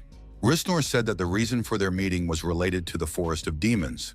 However, first Asher needed to get some idea of the ideology and goals of the Ark. Asher claimed that people become stronger by going through trials. This is true, but trials are never easy. On a small scale, they affect the life of the individual. At the maximum level, an entire city, country, or even planet can suffer. Those who overcome such trials are universally admired. In the end, they become worthy of the title of captain, who will lead humanity forward. Asher wondered if this meant that there was a similar test in the Forest of Demons. What would happen if they failed? Rissner replied that in that case, everyone would perish. Not only the city, but even the country or the entire world could be destroyed. Rissner said that they were a group that existed for the sake of all humanity. They were not the guardians of each individual person. Rissner added that their role was to find candidates and let them grow by going through trials. Their job wasn't to put humanity under a protective shield and lead it into a new world. That is why they are on the lookout for trials. The Ark analyzes and predicts hidden dangers in the world. They lead candidates to these places. Asher suggested that their network is extensive enough to cover the entire continent. However, the world still knows nothing about the existence of the Ark. Depending on how their power is used, they could be even more dangerous than the Dark Hour. Asher inquired about the trial taking place in the Forest of Demons. Rissner replied that she could not disclose that information. The Ark is looking for a captain who can handle various unexpected situations, someone who is always ready to act. Rissner said that they do not assign trials that a candidate is unable to handle. Given Asher's nature, he could be offered something. Is he ready to take part in the upcoming trial? Asher was surprised because tests are only prepared for Ark candidates. Rissner replied that this was usually the case, but humans were creatures who tended to cooperate and exist side by side. Asher was surprised. Rissner said this as if she were sure he would agree. Rissner laughed and said that this conclusion was based on a favorable attitude. Asher could look at the order with payment. Rissner placed a box and a vial on the table and said that this would be an advance payment. Rissner explained that it was a spatial bag and mandrake extract. Asher was surprised. Was this really mandrake extract? The peculiarity of this extract is that its effectiveness rapidly decreases as the dose increases. However, when consumed, it increases mana reserves. The extract is a material that can expand the mana contour without any effort or side effects. That is why it becomes the main ingredient for a high-level potion called mana core. Asher understood that this was a treasure for a mage seeking growth. But how did the Ark manage to get hold of this extract? It's surprising because it's very difficult to find. About 14 sprouts appear naturally each year. Mandrakes cannot be grown artificially. 10 magic towers monopolize one plant each, while the rest are seized by high-ranking authorities using corrupt schemes. Asher noted that the Ark's investments are excessive. Rissner explained that this is done to reduce Asher's distrust. Rissner added that the head of the Ark is extremely sympathetic to Asher, but the young man is too cautious and distrustful. The first step must be taken by the one who needs something. Rissner said that Asher could take the payment and walk away from the test, or he could face it. The choice was up to the young man. They only guide but do not coerce. However, if Mr. Asher is looking for strength, the trial will be the best way to achieve it. If Asher intends to avoid the trial, he should leave this place immediately. Otherwise, he will find himself involved in the matter. Asher said that he is not a coward or a deceiver. He is not used to avoiding trials. This kind of escape does not suit him. The protagonist made a decision. He would undergo the trial organized by the Ark and prove what he was capable of. The guards on the fortress wall noted that the forest had been looking gloomy lately. In addition, adventurers continued to disappear. Mr. Bartell went there specifically to make sure everything was resolved peacefully. The guards saw a knight run out of the forest and, picking up speed, approached the fortress wall. The guards had the impression that this man was part of Mr. Bartell's group. He shouted that there was an emergency and that the gates needed to be opened immediately. A report came in that the Trints were crossing the border of the demon forest. The leader was surprised. What was going on here, and what had happened to Bartell? The knight who arrived said that Mr. Bartell had stayed behind to hold back the Trints and other creatures. He asked to convey the following message. The Tree of Souls has appeared. The leader was frightened, just in case, but still asked what it was. There had been several cases where trees grew by destroying life. Most of them were eliminated in the early stages of development. However, if a sprout grew for a long time, hidden from human eyes, the level of danger became completely different. The Adventurers Guild classifies this level of threat as the highest, special entity. The leader asked if the speakers were sure that the forest was really that dangerous. The assistant replied that they did not know for sure yet, but if all the missing people were connected to the Tree of Souls, then the city was in danger of destruction and annihilation. The city's residents must be evacuated. Bartell must also be supported. One of the knights volunteered and said he would go to help. He promised to save Lord Bartell and destroy the Tree of Souls. The townspeople were surprised. Why were the bells ringing again? Wasn't this a warning of danger? Had the kingdom of Estria declared war? The man announced to everyone that a dangerous species had appeared in the forest of demons. Volunteers are being recruited to defend the city. The punitive detachment has already been dispatched. The troops remaining in the city will help defend it and evacuate residents to safety. There is no need to worry about the punitive detachment. It is led by Lyra's blood-red blade. The knight asked the young man if he had voluntarily joined the punitive detachment. Asher answered in the affirmative. The knight said he had no time to look after the young man. If he got in the way, he would be immediately expelled. The knight added that the young man must defend himself. Asher thought that this was the knight Rissner had mentioned and called a hindrance. Did he really look that weak? The blood-red blade said that the Trent simply needed to destroy the core in the center, and with a skillful movement of the blade, destroyed the tree. The young man was surprised. Had the blood-red blade done it in an instant? Was it possible to do something like that with such ease? The blood-red blade said that it would clear the way first. The adventurers realized that this was the power of the approaches to the mithril rank. The leader of the group stopped Asher and reminded him not to get in the way. The protagonist declared that he could do it faster. The young man activated the double spell skill. Lyra's blood-red blade closely followed the young man's actions.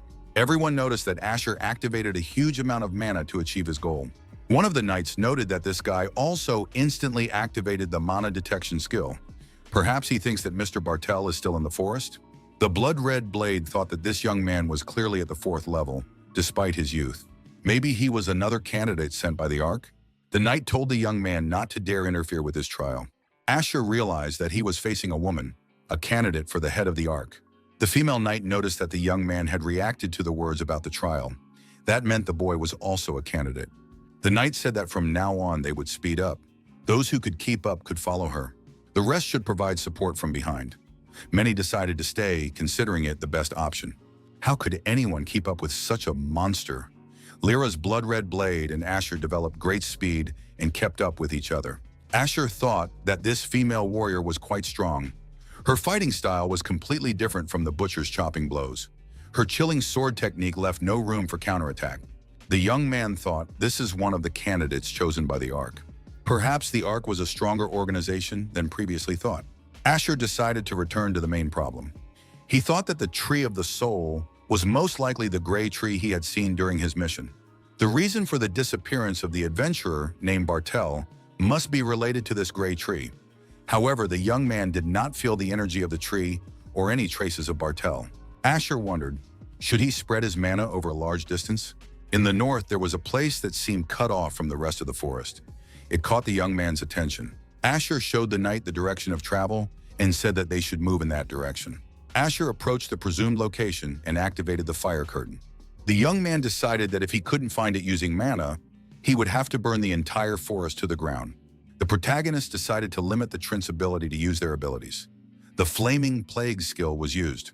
The young man assumed that this would destroy all the Trints in the vicinity. Asher decided that now the Tree of Souls would surely reveal itself. Our hero saw a knight bound by tree branches on his hands and feet.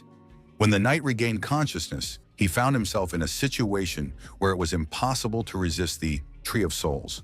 In front of the knight was a countless number of Trints, and he was surrounded by many empty white eyes. The branches tightly bound his limbs. Survival was his specialty, so this detail did not scare him at all. However, the continuous cries of the captives were exhausting. His life force began to fade, and he found himself on the verge of death. Now the knight was free. He understood that the branches of the Tree of the Soul had been cut off. But how did this happen? The savior asked the knight. Was he Bartel, a platinum-ranked adventurer and warrior?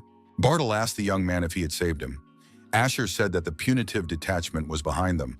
The knight could retreat and regroup with them. Bartel was surprised. Did the young man really want to solve this problem alone? Asher confirmed that this was indeed his plan. Bartel shouted that it was reckless. It would be better to regroup with reinforcements and fight together. Bartel noticed that most of the tree was underground. Bartel shouted for the young man to buy time until Lyra's blood-red blade arrived. She would bring someone else here. Asher thought, does it really look that weak? However, now he no longer needed to hide his strength.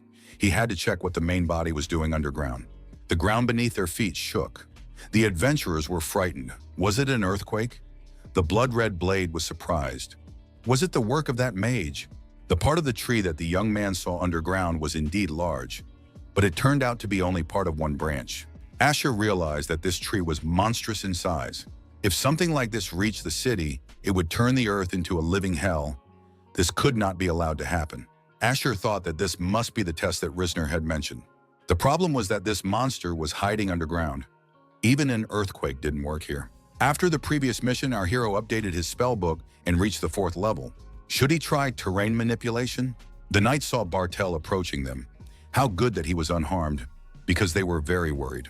Lyra's blood-red blade shouted that it was her job and rushed to where the protagonist was. The adventurers saw the Tree of Souls and were frightened. Had this tree always been so huge? How could anything like this be defeated? The commander of the knights shouted that an evacuation order must be given immediately. The leader said that a Tree of Souls of this size was capable of mentally destroying the city. For a long time, the Tree of Souls hid underground, continuing to grow. From time to time, many adventurers combed the area in search of such trees. But since this sprout was hidden from view by a layer of soil, no one was able to find it. As a result, the Tree of Souls survived and spread its numerous roots underground. Dominating the forest and consuming countless living creatures, the tree continued to grow. Soon, this place was nicknamed the Forest of Demons. Finally, the Tree of Souls reached the final stage of its growth. To grow into a full-fledged tree, it needed to consume 1,000 life forms as food. This was what was supposed to happen in the future. Asher thought, the greater the mass, the more mana must be used. In addition to Asher, monsters were also flying in the sky.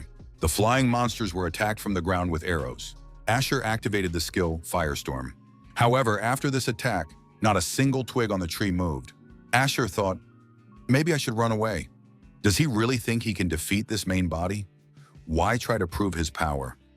Maybe he should give up and just enjoy a peaceful and serene life. The protagonist was hallucinating. The tree was capable of using mental attacks. Asher said that in any case, this tree was weaker than the one he had destroyed in the magic tower. A colossal blow was dealt to the earth's crust.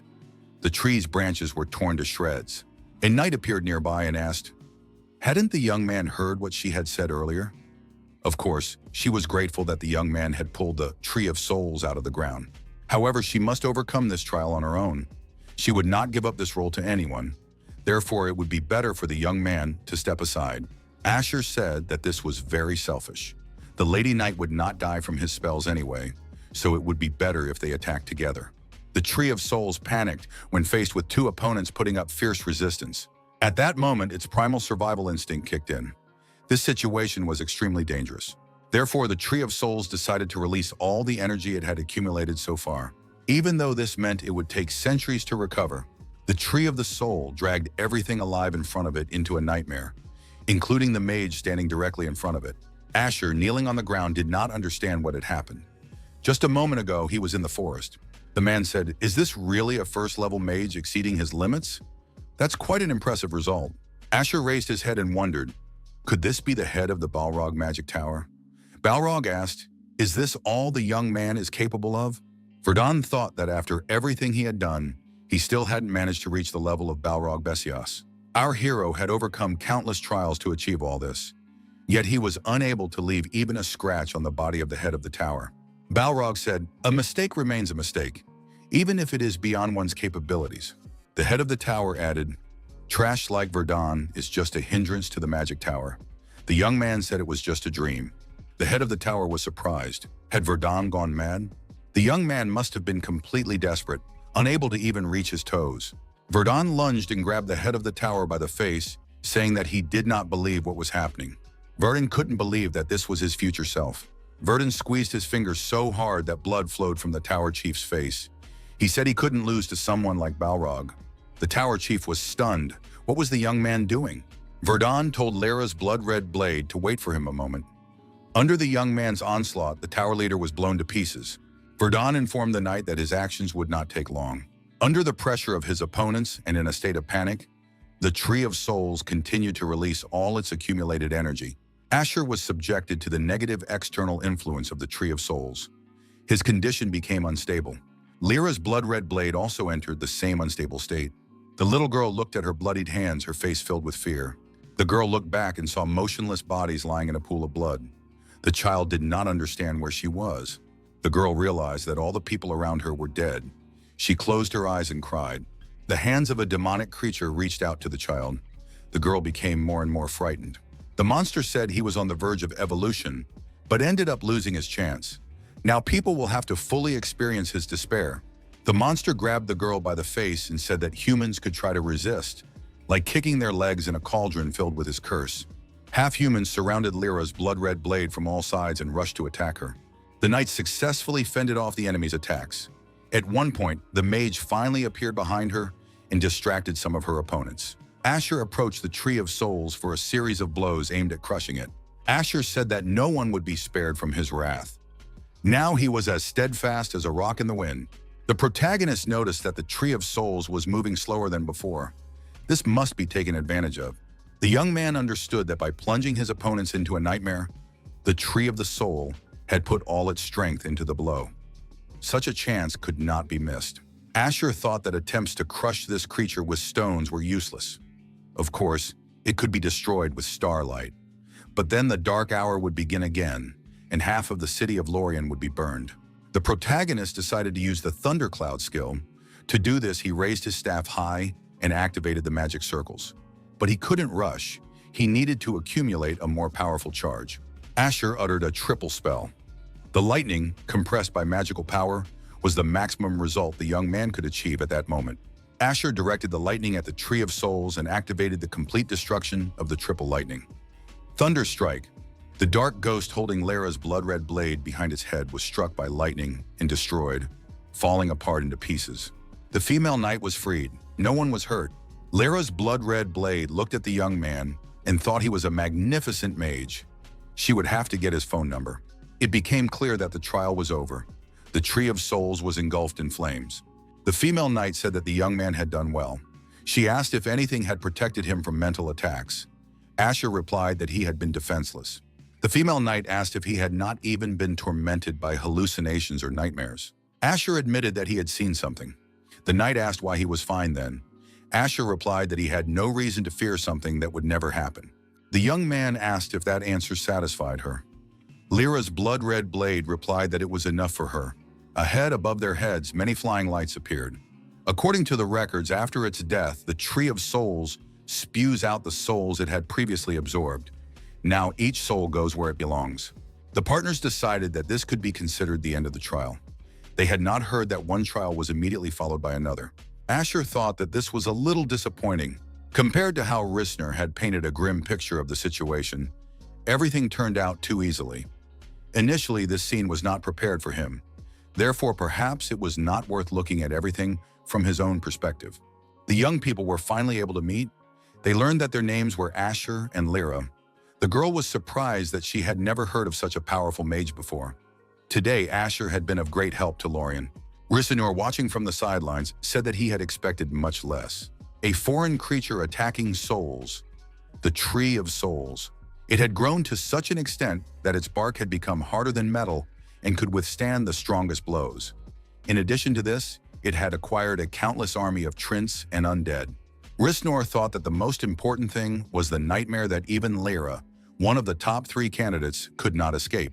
According to initial calculations, at least 4 cities were supposed to disappear in the process of this test. Who would have thought that a 4th-level mage could deal with such a monster in just one night? Who was this guy, Asher, really?